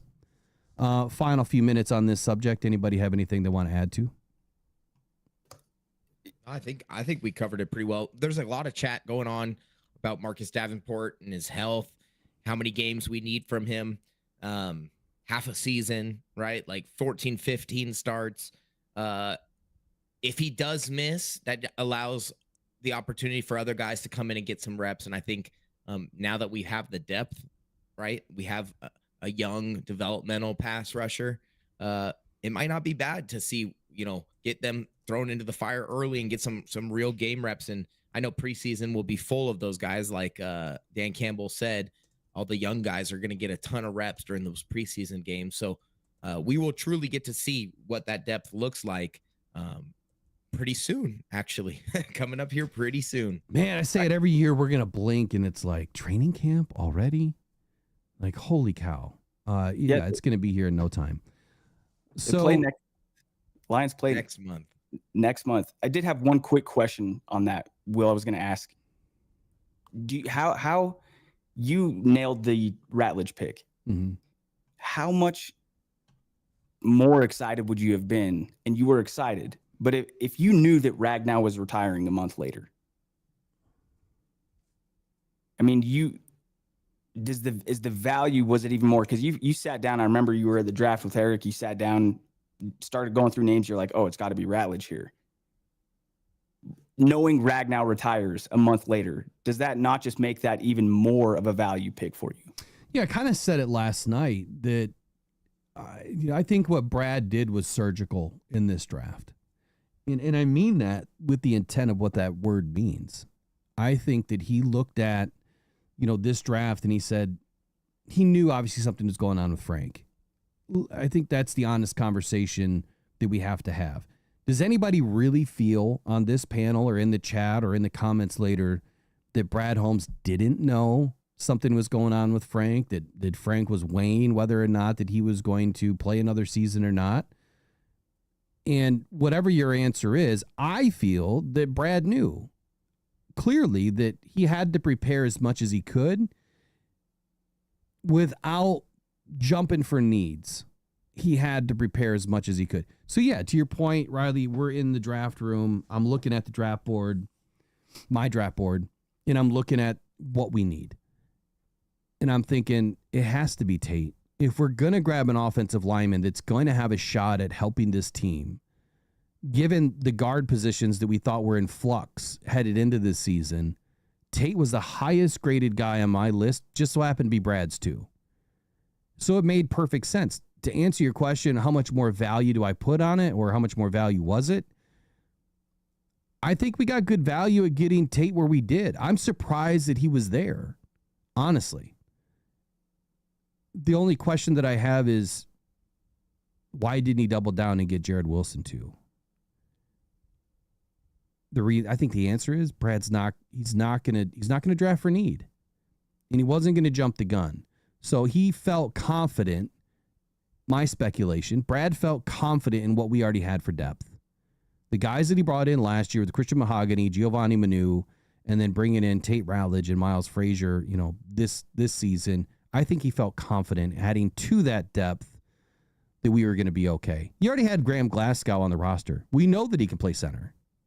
So I think that's the best answer that I can give. Great answer. Anything you guys want to get to before I find another topic here? Trace just said Brad knew, but some fans are in denial, believe they were blindsided. And I agree. I just don't think when Frank went and told Brad, however he handles that, hey man, I've made the decision, I'm gonna hang it up. It's not like Brad Holmes was like, what are you talking about, Frank? And Frank is the type of guy that he wants to put the company, the team, in the best position of success, right? So I'm sure he is extremely transparent throughout the entire process. He probably got done, last year and said, hey, like, I'm going to let you guys know that I'm thinking about this from the beginning, right? So that they could set themselves up. And then I think even when he finally announced helps the team, I think if I remember reading something correctly, it's like since he waited till June 1st, they can like distribute money over 2 years instead of 1 year. If he would have like retired a day earlier in May or something like that, it's like there's some other stuff that he like helped benefit the team, with his decision. And so there is no doubt he knew. And even if he would have came back and played another year, right? If he's mulling it over and he tells Brad, I'm thinking I might come back one more year, you still draft the guys that are going to be his heir apparent, because you never know when you're going to get that opportunity again, and it's never too early to be prepared. So we talked about those 2 guys they drafted last year. They take 2 more offensive linemen this year. That's a pretty good pool of young prospects to help fill the gap for one dude, right? So I think that's what Brad was thinking. That's what Frank was thinking, and I think it's a good setup for everyone. And that's what you do with your team when you are part of the culture and when you believe and they love you and they treat you right. It's like you want to give that back to them. It's not what we're seeing in Cincinnati with Trey Hendrickson and these types of like discourse that's going on. These are guys that really truly believe in the program and the brand, and they want sustained success even when they're not going to be here anymore. So it's good on Frank, it's good on Brad, and it's good for the Detroit Lions as a whole. Yeah, great points. Full Slate Farms, great comment. Said Tate Ratledge and Penei Sewell are the same age. I had to stop and think and look that up. That is crazy. They're the same age. Penei Sewell was so young coming into the league, though. I mean, he came in at what, 20 years old, I think? He had to have been 19 or no, 20. I think he was 20. Extremely young coming out of college. I wonder was he a sophomore and junior? I don't remember now. I think he was a sophomore out of Oregon. Could have been. All right, let's do a little bit of movie day for just a moment. I want to bring in Mike Florio and take a shot here at what he's saying about Dan Campbell. So Give me just a second here. So Dan Campbell not worried about the turnover of what was just ensued in Detroit, which is the loss of Frank Ragnow. And so Florio covered it pretty well. I at the same time, I want to get your opinion on, if you haven't seen this yet, what do you think about Mike Florio and what he's saying here? So it's probably about a 5-minute, 6-minute video, something like that. We'll just let it play. We'll let our voices rest for just a moment, and then we'll be right back. Give me just 1 second to get it set up. While I'm getting it set up, guys, is there anything you want to talk about real quick? I don't have anything. Well, I was gonna say something. Now I'm drawing a blank. Riley, tell me what I was gonna say. You were probably gonna say thank you to the chat for hitting us our 60 It's likes. exactly what I was gonna say. Well, there. Dang, you're good, Riley, man. Ever since you turned, what was that? 36? No, I don't know. Yeah, I'm a new man. Since you've just been prophetic. Yeah, it's just amazing. I'm a new man. Bringing some heat to the channel here. So no, but appreciate everybody hitting us with 60 likes and hanging out with us. I'll get ads turned off while we're watching the video here. Beautiful. All right, here we go.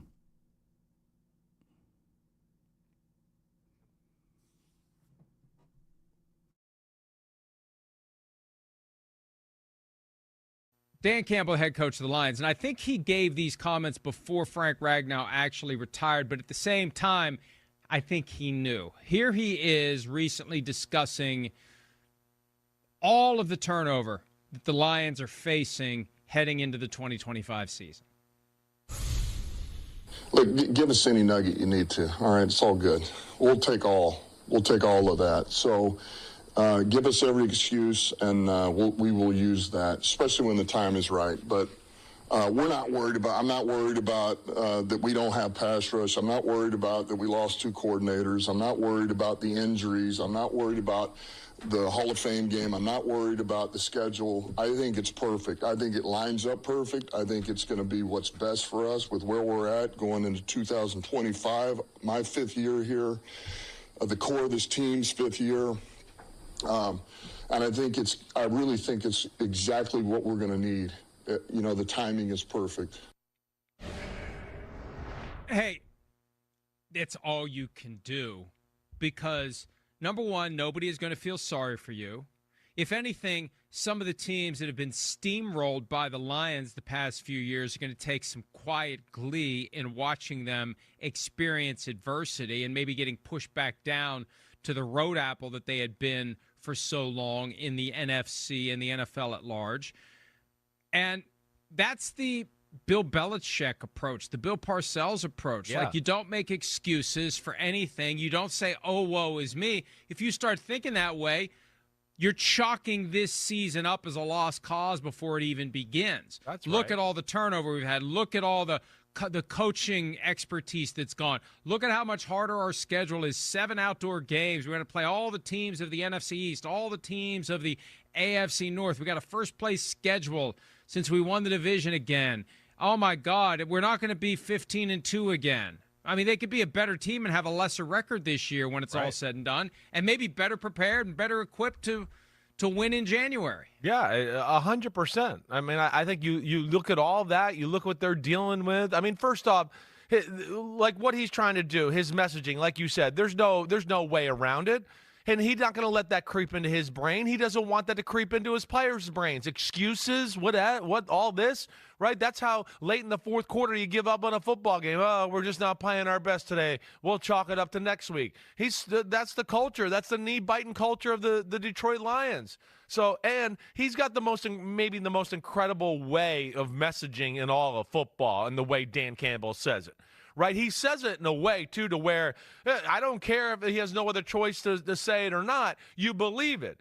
Just his little giggle and smirk. Yeah, just give us another nugget. That's what we need. We need another nugget. We'll use it. I mean, when he says stuff like if I was in the locker room, I'd be like, oh, my God, he is the man. You're right. Give us another nugget so we could shove it up where when it comes time. That's right, everybody in the NFL. And that's what you love about the Lions. And who knows? Maybe this is a blessing in disguise in a lot of ways, playing the extra preseason game, missing 2 coordinators, right? You're 2 new guys. You give an extra 10 days of practice there in training camp. to maybe solidify that, get everybody on the same page, get the coordinators comfortable, work out some of those kinks and wrinkles that might be, they might be dealing with within the change. So, he's going to continue to sell that. And I think I know, anybody that's paying attention to know, this is a team now that I think has laid down the tracks to be mentally strong. They do have a culture there of like, hey, no matter what happens, we got a core group of guys here. We believe we can get it done and win football games. And I think they have that and they know that. And I don't expect them to fall off very much, if any at all, really. Yeah, the season will be a series of challenges, and his effort from now is to get the guys in the mindset where we embrace them, we accept them, we don't care about what happened in the past. That was always the big thing Bill Belichick wanted to do after the Patriots won a Super Bowl, and he was successful at getting them to do it. It's that hard reset. It's wiping it out of your brain. It's forgetting how to jump back up on top of the bed. It's having to know what you did last year doesn't matter.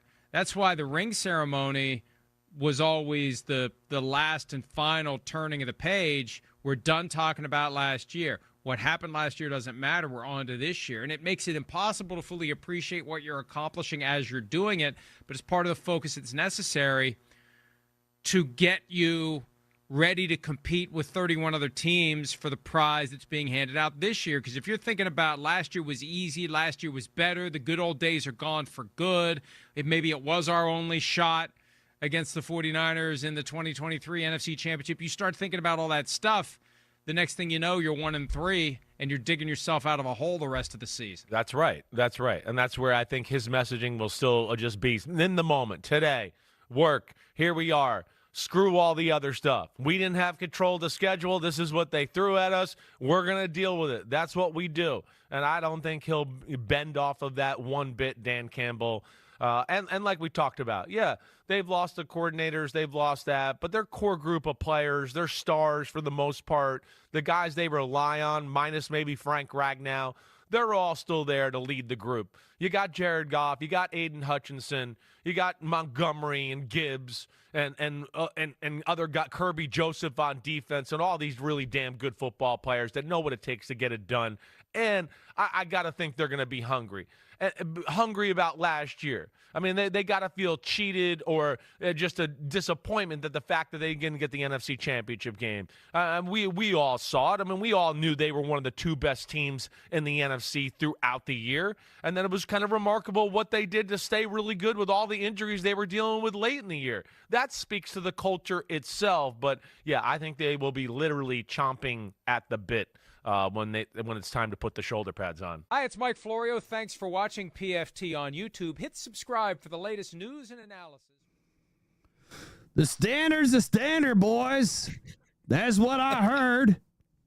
Mike Florio digs in on the Detroit Lions. I want to ask you guys right away, what did you hear? And this is what I heard. Dan Campbell's smirk is one of the best in the NFL. The guy has the best smile we've ever seen. And just that smile alone is going to win 10 football games. Agree or disagree? Is that a smile or a snarl when Dan Campbell does it? I'm not sure, but I honestly, once I got past Chris Sims' buttoned-up shirt that looks like it was missing a tie or needed to be loosened one button, and now the trauma that has just encountered my eyes. And once I move past this, I can actually get into some analysis. Well, let me ask y'all another question here. Is this a blessing in disguise? Is this a blessing in disguise for the Detroit Lions? If Frank Ragnow just retired and they get the Hall of Fame game, they get 4, count them, 4 games, 4 games to get this right before they have to play in week 1. 4. Is it a blessing in disguise? Oh, I think it is actually. I think those guys were actually right on. It's like, dude, we got so many playmakers, and giving these guys an extra game to get ready. Yeah, I think we're in a good spot. Riley, what do you think? Yeah, you know what happened the last time a team lost their offensive coordinator, lost their defensive coordinator, and lost an all-pro offensive lineman? Do you know what happened? Well, I know they don't got no Motor City mullet. I know they don't have that. They don't have that. They don't have that, but they do have a Super Bowl ring. And you're right, Corey. the Eagles. They just won the Super Bowl, and the year before they lost their OC, they lost their DC, they lost an all-pro offensive lineman. It can be done. It literally just happened. Now, what is it going to take for everybody in the chat to don this blue mullet? Maybe you need to put that in the elite box. It's coming. We just this pretty thing right here. It takes a lot of work. And when they're ready, they'll be ready. I got a couple of questions for you all. Number one, do you think the Lions are going to play the starters more in the preseason games, especially this offensive line, given the situation that they're in? Corey? I think maybe, man, you got me almost talking in the accent here. It's like, this happens. This is not good. Okay, stay Corey. Here we go. Because I got voices. I got way too many. We don't want those. But yes, I think the offensive line towards the end of the preseason, right before the season, might get a couple extra reps just to make sure the cohesion is right. But are they going to be playing a ton of reps in the preseason? No. We know that health matters, and I think that Dan's going to take care of his guys. But I do think that they may get an extra drive or two at the end of the preseason to try and, get these dudes ready for what is going to be a long season, long competitive season. Yeah, I think so as well. It used to be 4 games, and it was always the first half of the third game is when the whole ones would play that whole half, and it seems like they've obviously pulled back on that. But I don't think you want the first string of snaps to happen for this offensive line to be week 1 at Green Bay. I think on September 8th or 9th, whatever day it is. I think they got to get some reps in before Green Bay week 1. All right, so last question here. Chris Sims, by the way, the Buttoned Up is a podcast called Unbuttoned, by the way. I mean, it's irony, right? The question that I have now is what Chris Sims just said. He does not expect the Lions to fall off at all in 2025. Corey, I'd like to know, do you expect any fall off from the Lions in 2025?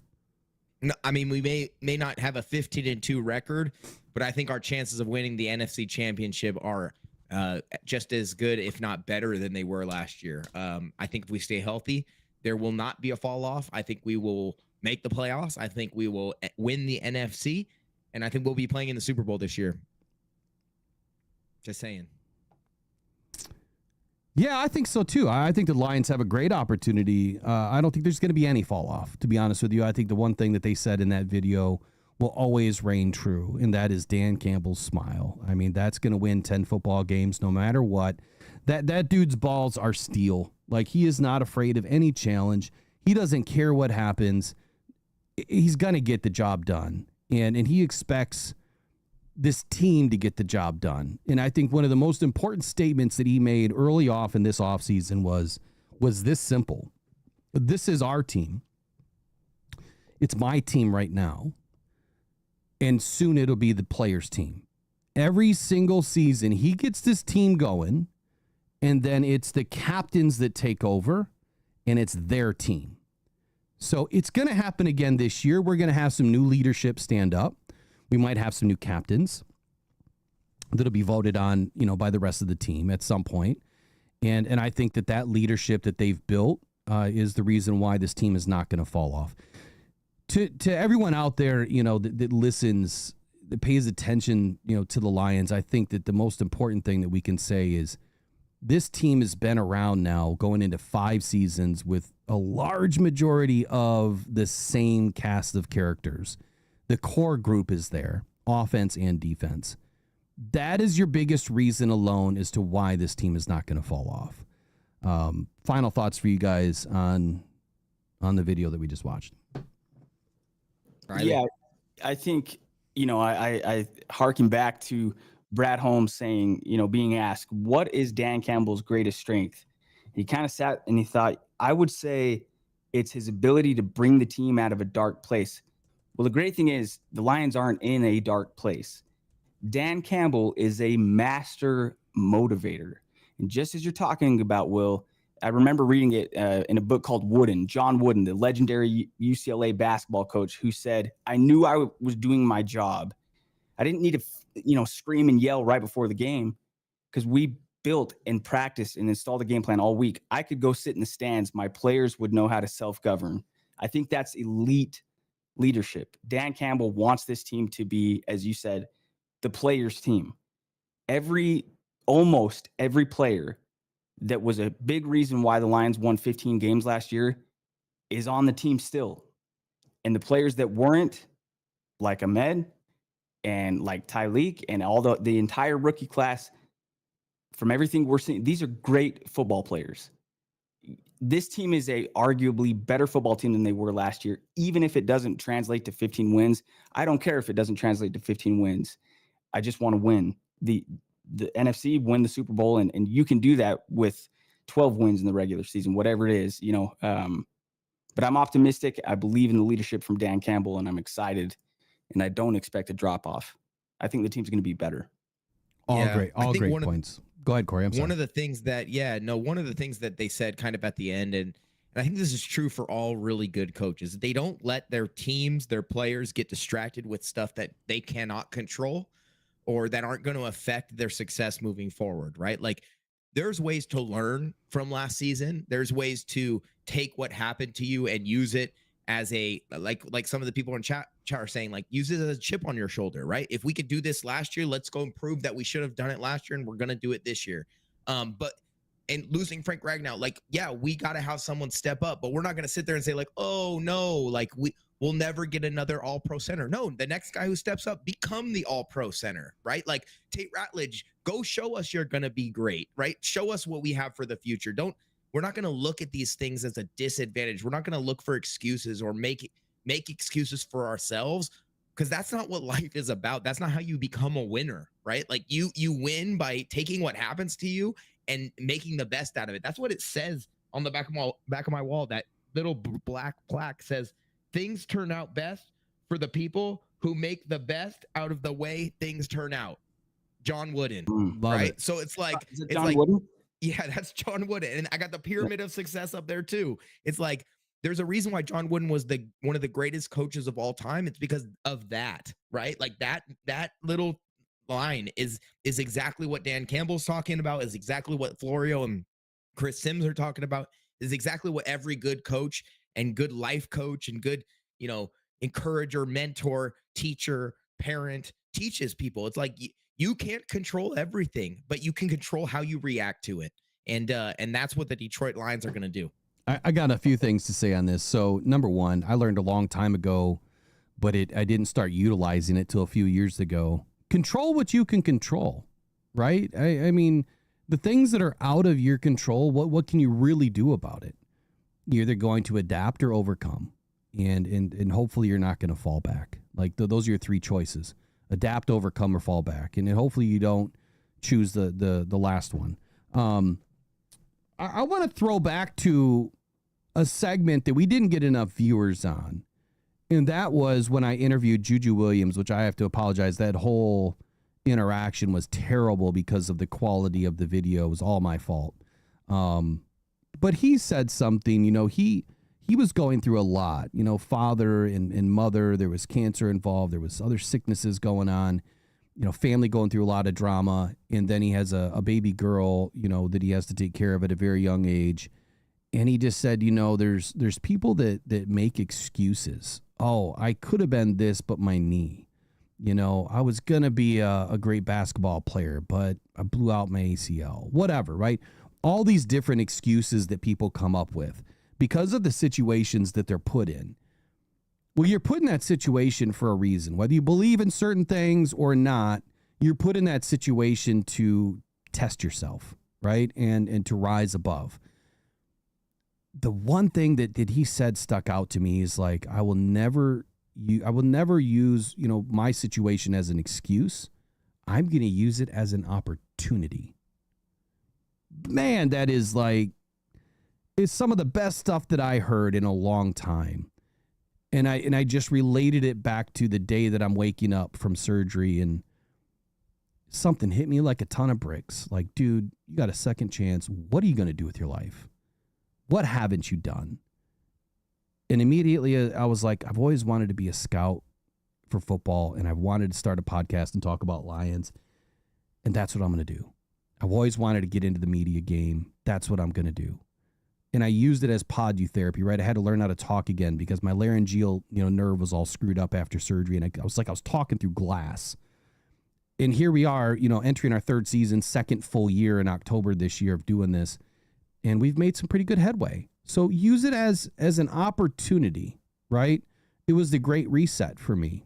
Now, I'm not going to forget, everything else that I've done in my life that I've had success with, but I was hoping this would turn into a success too. And I think we're doing okay. So a lot of good stuff, right? And I think there's some powerful messages in there. But here's the other thing, Corey. You said you've got voices, and your mom in the chat is saying, you don't listen to her. Why don't you listen to your mom? Number one. Number two, what are these voices? When are we going to hear them? I'll have to perfect them. There are more voices that come out as a symptom of my ADHD, and they're not always reined in. And so, being a truth and transparency podcast, I need to put them on timeout and make sure they will behave, because you never know how they're gonna morph and transition in live YouTubing. I don't want to get canceled, and I'm not even about cancel culture. I might cancel myself, and that's not that I don't want to listen to my mom, but it's kind of like singing. You don't know what you're gonna get, so I got to practice a little more. I'm in trouble. My mom is in the chat. Oh man, yeah. See, I just winged the whole thing, with the mullet, and it's like Riley was saying yesterday. I got done with yesterday's show, and I'm like, man, I got to do something. I've got to try to turn this frown upside down in Detroit a little bit. How do we do it, right? Everyone's so bummed about Frank, and I'm thinking of Tate, and I'm like, okay, it's time for the mullet, and I'm thinking, okay, we've got the Motor City mullet, we've got the Motown mullet, we've got the mullet Mauler, right? The Mauler. I have trouble saying those words, the M, the A's, and the U's. Maureen knows. So it was it hit me like a ton of bricks. I need a mullet, and better yet, I need to find one that is blue. And within 2 hours, it was at my house. It's impressive. And so then, the Motor City mullet was invented. And when there's a will, there's a way. And there you go. Will rock. No pun intended there, right? I honestly think if I had one, that a voice would come out if I put it on. I don't think I would choose the voice. It would just the blue would go into my brain, and then I could definitely coach up some O-line wearing that, talking about all the plays that the Lions will make in this next season. So maybe we'll bring it out as a segment when the season gets here. There we go. The Motor City mullet maulers, and we'll talk about all the good offensive line plays that are happening as Jameer and David Montgomery score touchdowns on the ground. So we'll see. But the other thing is, when I was thinking about the whole segment or inventing this character, it was talked about a couple of times on this show, and it was about a quarterback, right? Baker Mayfield, who stepped into a mullet with some glasses and decided to join the super fans, and was, that whole fun skit that they did. And so it was pretty easy, right? It's been done before. Love it. Anyway, we got a couple more topics. It's 10 o'clock. Do you guys got to run? Do we want to end it now? What do you say? I'm good, man. I say keep rolling if we're here. I know Trace did give a super chat. Will, I don't know if you saw that, but if you wanted to read that off. I did comment, and I totally forgot about it. So Trace dropped the $10 super chat in, said it's a great day for the Motor City mullet. Go Lions. Appreciate you, Trace. And as usual, we have to do the customary some sort of. Now I'm gonna have to record the Motor City mullet voice, right? We're gonna have to add that to the list. Here we go. Gibbs in week 18. What a game. They give it to Jameer. Big hole. There he goes down to the 20-yard line. Angling to the 15. Gone, baby. 5. End zone. Touchdown, Detroit Lions. 25 yards. Love it. And appreciate you, Trace, as always. And everybody else in the chat, the mods, the members, everyone. You're a great part of this channel. Do we have one more in us, or should we sign off for the day? You tell me, Corey. It's up to you guys. I definitely hear my son. He is awakened. He is running around the house, but my wife is here, so we're good. I can go one more segment. Okay. Yeah, he might have to come in, and then you'll hear my dad voice, but it's not something we want to hear. He's easy now. We want to make sure we don't hear a couple voices, but we'll leave that to people's. Yeah. All right, so this last one that Riley had brought in, it was redrafting every number one pick since 2006. Now, that's a lot, and I don't know about redrafting all of them, but I did want to go back to 2022. So, Riley, bring us into 2022. There was something that happened in 2022 that a lot of people thought should have been different, especially Lions players. Thankfully, it didn't go that way. What happened in 2022's draft? Yeah, looking this over, I was going through this list and I'm like, man, we could either go through the whole thing. We could, focus on one of these because there are a few Lions players that either were the number one overall pick, like Stafford, or in this redraft would have been a number one overall pick, like Calvin Johnson, or in 2022, Aiden Hutchinson. Hutchinson was arguably the best player in college football during the 2021 season, but the Jaguars opted for Trayvon Walker after his excellent pre-draft process. Walker has developed into a decent player, but Hutchinson may be a generational edge defender as long as he recovers from last season's injury. Since entering the NFL, Hutchinson boasts a 92.2 PFF overall grade, which ranks fifth among qualified edge rushers behind Myles Garrett, Micah Parsons, Nick Bosa, and TJ Watt. Pretty good company there, but yeah, I think in 2022 redraft, number one overall, would the Jacksonville Jaguars select Aiden Hutchinson? I think I'm gonna let Corey answer that first. Well, looking at what they got, I don't know who would be playing quarterback if they would have taken Aiden Hutchinson, right? Because that's T-Law, right? Is that what we're talking about? No. It was him or So Trayvon Walker went number one. Okay, I'm sorry. So what should have happened in the draft? Who should have been the number one pick when you go back and look at the first round? And Aiden was number two. Trayvon Walker was number one. Aiden has shown, right, that the debate's still out, I guess, if he's elite, but he's top 5, right? His stat production without the injury, right, projects into being one of those guys. And so I think they probably would have. Trayvon Walker isn't, I don't know his stats. I haven't looked up exactly what his, what his production has been, but I think, working on based on name brand, marketability, Aiden Hutchinson is the guy. Yeah. Walker's stats aren't bad, but I remember Hutch himself saying he felt like he was going to Jacksonville for the whole time. Then he started to hear, I think, week before the draft, 2 weeks before the draft, that they're going to pass on him because of his arm length. So he kind of had this idea because Trayvon Walker comes in and has this incredible, combine and draft performance. And then they start going intrigued with the tangibles or the intangibles. But yeah, might have worked out well for Detroit. But what are your thoughts, Will? I think that when you look at what Aiden has done to date, the jury's still out for me too on Aiden. I think that he is a quasi-elite football player. And the reason why I say that is I think that there is only one elite defensive end in the league right now, and that's Myles Garrett. No one touches what he does. And I've said that a lot over the last several weeks. So if you're going to put him at the top of the list, that's why I say quasi-elite, because I think Aiden is right underneath that in that second tier of elite football players.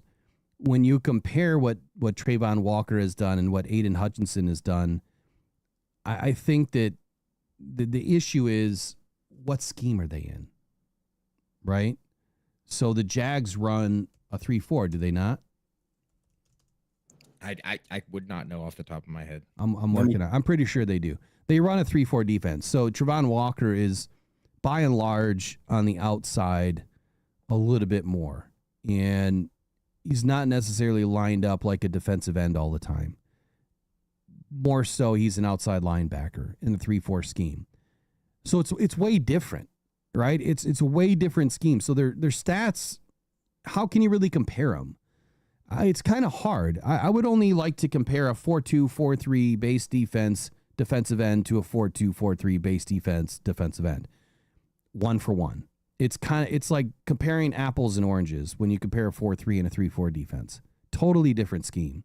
They're asked to do way different things. And that's why it's hard for me to compare these guys. They do different stuff. So it's not like Trayvon Walker's bad. how do you measure elite? Like, is he supposed to have 15 sacks a year? He had 10.5 last year. That's really good. How many more guys had 10.5 sacks last season? Honestly, I don't know the answer, but I'd be willing to venture a guess that probably wasn't more than 10 guys in the NFL, or 12 or 15, out of 5,000 football players. That's not a lot, right? So it's kind of hard, but I would say that given where Aiden is projected to be and what he's done so far, he should have been the number one pick, but he just wouldn't have fit their defense. So I think if the Jags would have traded out, then Aiden would have been number one. No matter what other team was there, I think that he probably would have been the number one pick. So let's wind back a few years. You mentioned Matthew Stafford. Now, Matthew Stafford was the number one pick overall to the Detroit Lions. And according to this publication, where is it? 2009, yeah. 2009. That he's still number one. Mm-hmm. Do you agree with that, Corey? Do you think that there should have been anybody else in that draft that would have been better? I mean, let's take a look at the 2009 first round draft picks. And let me give you a few names. My answer on this one is an unequivocal yes, Stafford. I mean, I remember Mark Sanchez for the Jets was also a first round pick, and they had Rex Ryan as their coach, and they were getting to the AFC Championship. Yeah, I think his first 2 years they went. So it was like, man, is Sanchez better? When was last time Mark Sanchez played? And Stafford's still going strong. I think easily Stafford would be the number one pick still. So here's who you had in 2009 behind Stafford. You had Jason Smith, offensive tackle, Tyson Jackson, defensive end, Aaron Curry, outside linebacker, Mark Sanchez, quarterback. We all know who that is. Andre Smith, Darius Hayward, Eugene Monroe, B.J. Raji, Michael Crabtree, Aaron Mabin, Noshawn Moreno, Brian Orakpo, Malcolm Jenkins, Brian Cushing, Larry English, Josh Freeman, Robert Ayers, Jeremy Maclin, Brandon Pettigrew to the Lions, Alex Mack, Percy Harvin, Michael Oher, Perea Jerry, Vonta Davis, Clay Matthews, Donald Brown, Eric Wood, and the rest of the list doesn't even matter. Kenny Britt, Chris Wells, Evander Hood. Clearly it's Matthew Stafford. It has to be, right, Corey? Has to be.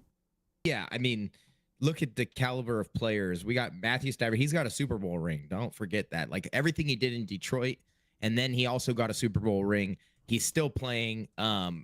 He's no doubt the number one overall from that year. There are some interesting names in there, though, right? Like I'm obviously no one's going above a starting quarterback that can win a Super Bowl, but like Noshawn Moreno, known for his meme where he's crying at the national anthem, right? And Michael Crabtree, known for being a soft receiver who tried to Richard Sherman, which was not a smart decision.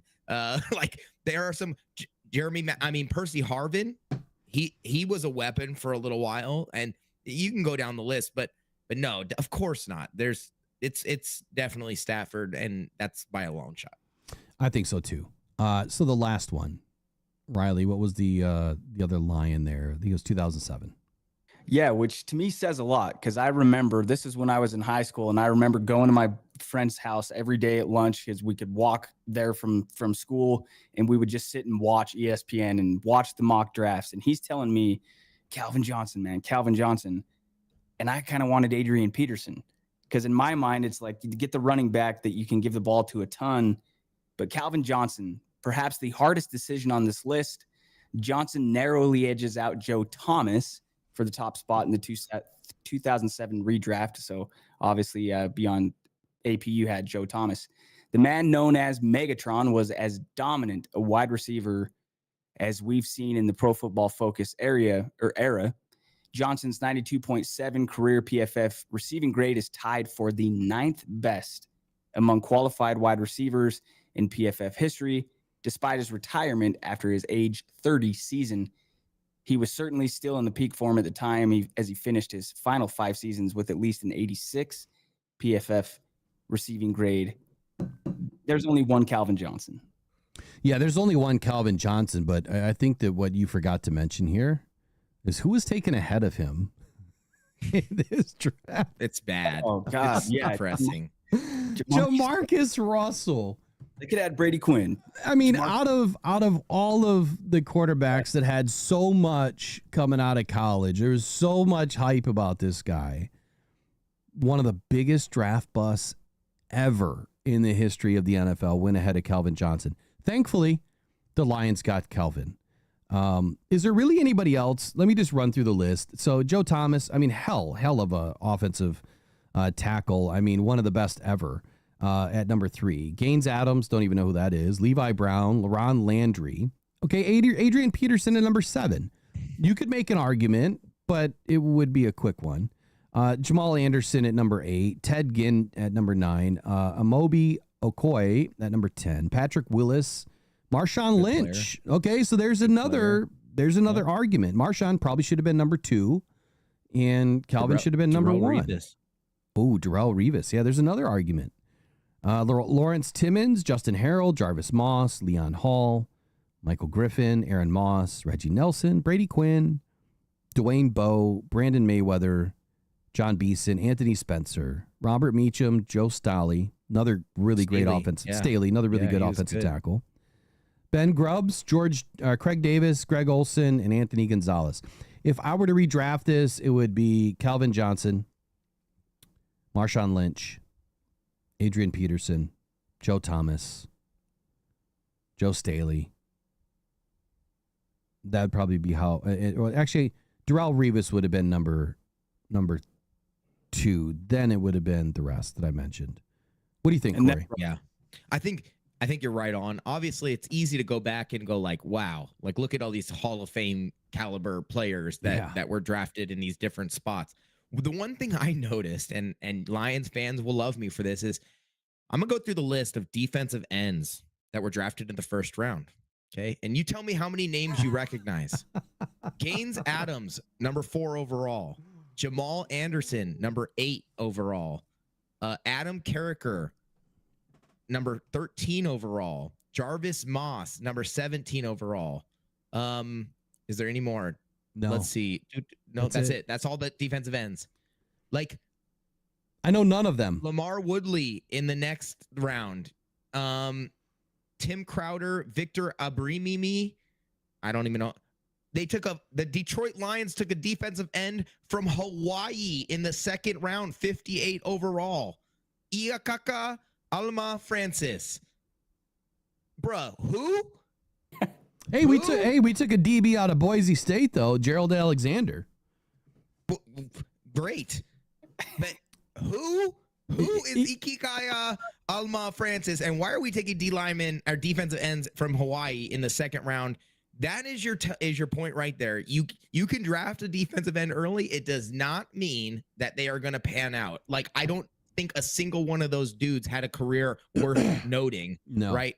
And so yeah, there's no guarantees, guys. There's no guarantees in the draft. Let's just put it that way. There isn't. I mean, for any player, as we've seen, Jamarcus Russell was, the guy that was supposed to change the game, and he blasted himself out of the league quickly. So, to your point on defensive ends or any football player, there is no guarantees. I would agree with that.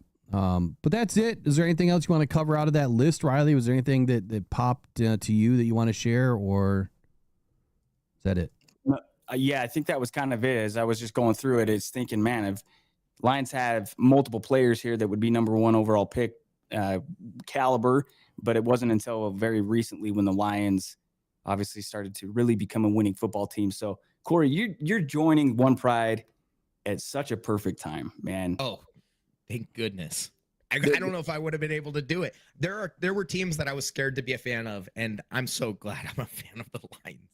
It's a much more fun team to be a fan of than, say, the Jaguars or some of those other squads that I mean, Travis Hunter, look, he made a play, and he's going to be an exciting player, and he's going to help make that team more exciting. But, like, there are some teams out there that just aren't fun to root for. And, and if you are born into that fandom, it's not a very fortunate thing for you. And luckily, I got to be adopted into the fandom when we were good. So thank goodness that's the truth. I'm excited to be a part of one.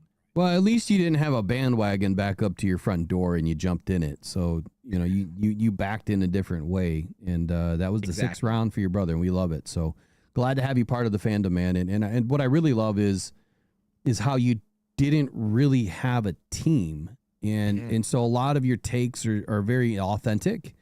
You're not narrative driving, right? You see the field how it is. I think that that's important to note about yourself as we kind of motor on through the season, because you're going to have some takes that people probably won't like, but at the same time, it's because it's so real, raw, and authentic that I think it matters, man. It matters a ton. Yeah. And like, I'm not going to just like trash talk certain teams because they're rivals, right? Everyone's F the Bears, right? And I'm like, I get it. I totally get it, but I don't have that like sheer hatred in my soul for the Bears yet, right? And maybe I'll get there, but I'm gonna try and treat everyone with the same, perspective, and that goes for our own team too. I will be a fan of the Lions, but I don't know if I'm gonna be a homer when it comes to analysis, or if I'm gonna take it easy when I see things that might stand out to me as a coach or as a fan or as a new member of the Pride. Like, I think accountability is huge, and I think that I'm not going to be afraid to maybe make some of those hard lines in the sand and say, like, I don't agree with this thing that's happening in Detroit, or I do agree, or hey, let's give respect where respect is due, maybe to Mr. Benedict Johnson or something. We don't know what we're going to have to talk about in the see, I can just see it. Corey, are you still there? I don't hear Corey anymore. Disconnect. Disconnecting. Look, I got no love for Ben Johnson, and it's not because that he just went to the Bears. It's the principle of the matter. Look at all the hate for the Bears in the chat. Oh, it's so good. The hatred's even more so now because he's there, and I just got to be honest, guys. Matter of fact, I didn't bring this up. Let me give me 3 more minutes. I by the way, I just unboxed my new phone. I finally got the new phone. I can't wait to get this thing rolling today. Brent says it was nice knowing me. That's nice. I'm already canceled. I thought it was going to be the voices. Turns out it was just my normal voice talking about the Bears. Yeah. Hey, where's Corey? No, I think it's great, man, because I'm with you. And it just makes it so much more fun, too. And I feel like as good of a fit as Ahmad is for the football team, I feel like you are that same fit for Rockhound.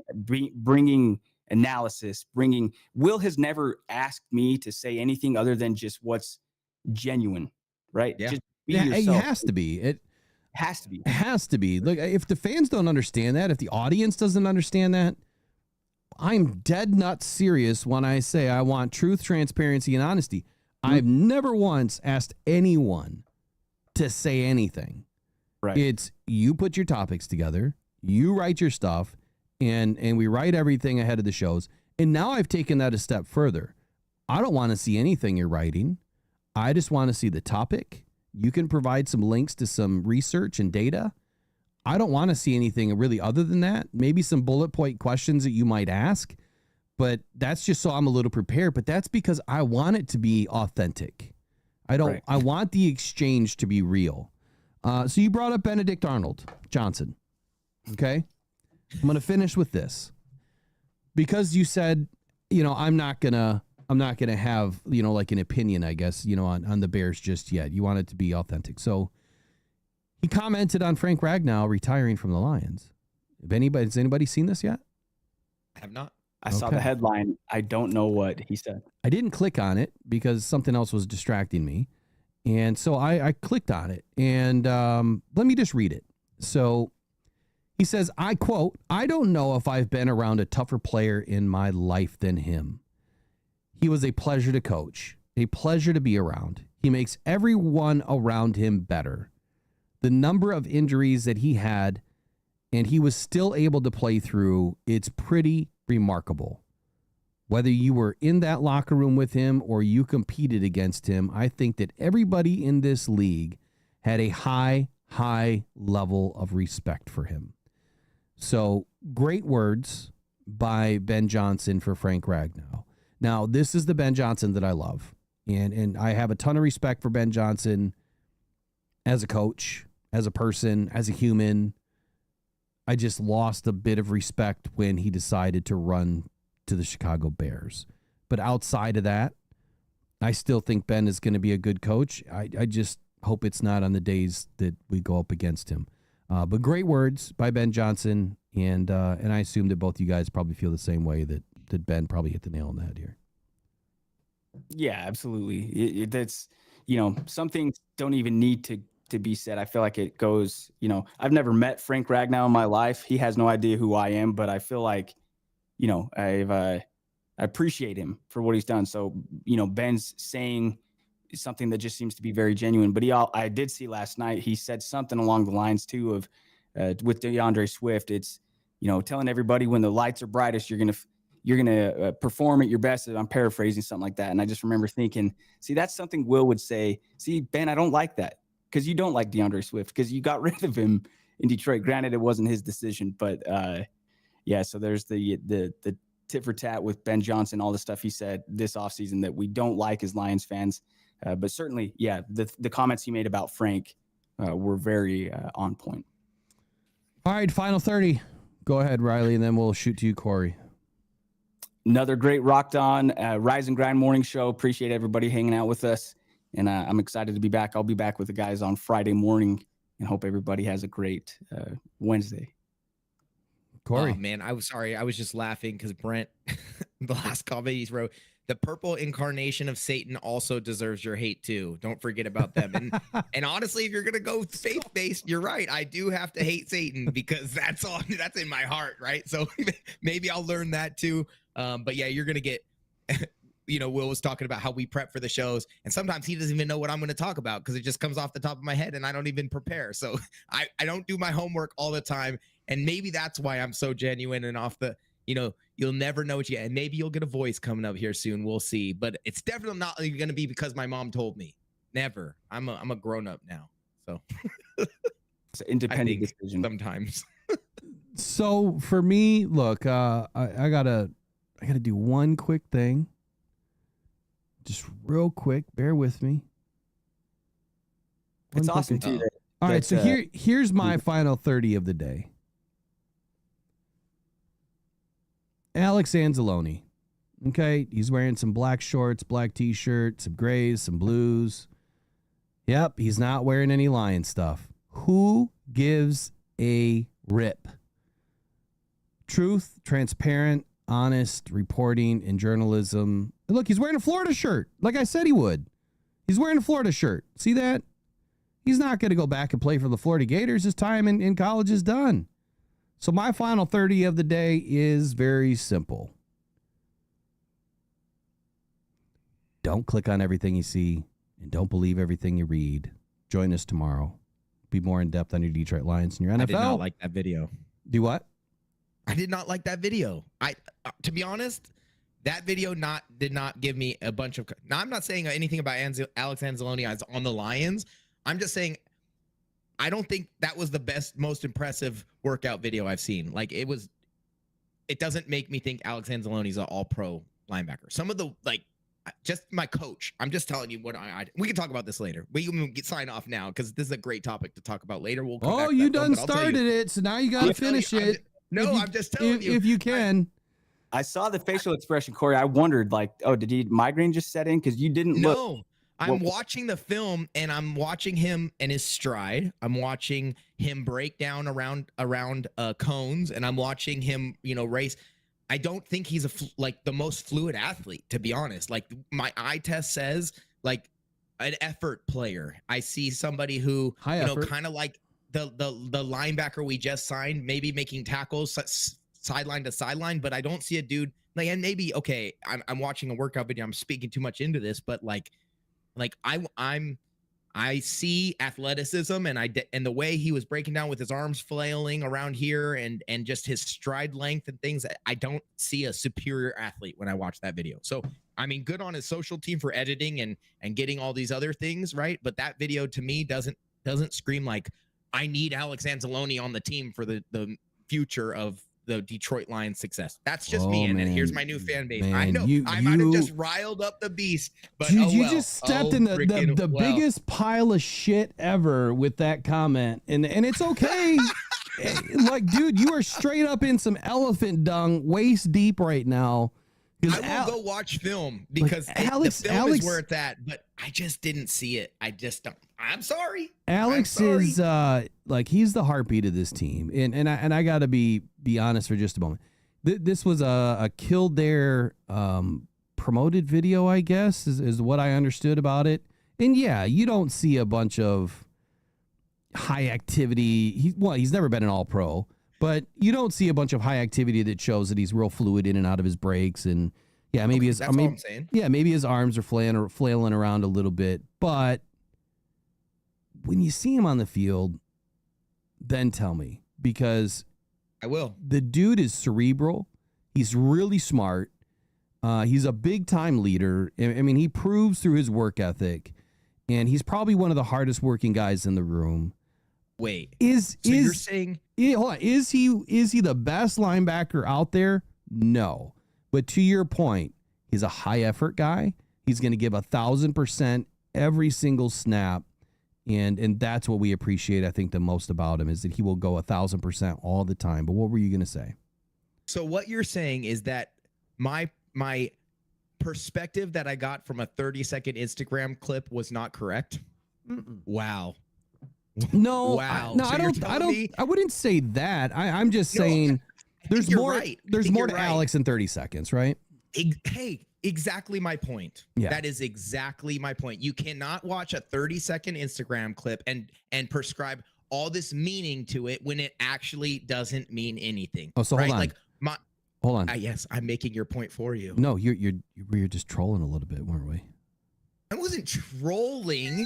I'm not trolling, because in all honesty, his fluidity doesn't look there. But I know he's a great football player, and I do know that what you can impact in the game doesn't come from Instagram videos, right? It doesn't come from you running around a cone. It doesn't come from you pushing a sled. It comes from what you can do as a field, and all those things you said, right? Leadership, effort, his ability, being cerebral, those don't translate to Instagram videos. So who cares about what everyone else says about, right? If he's wearing Lions gear or any of that crap, just get out of here. Exactly.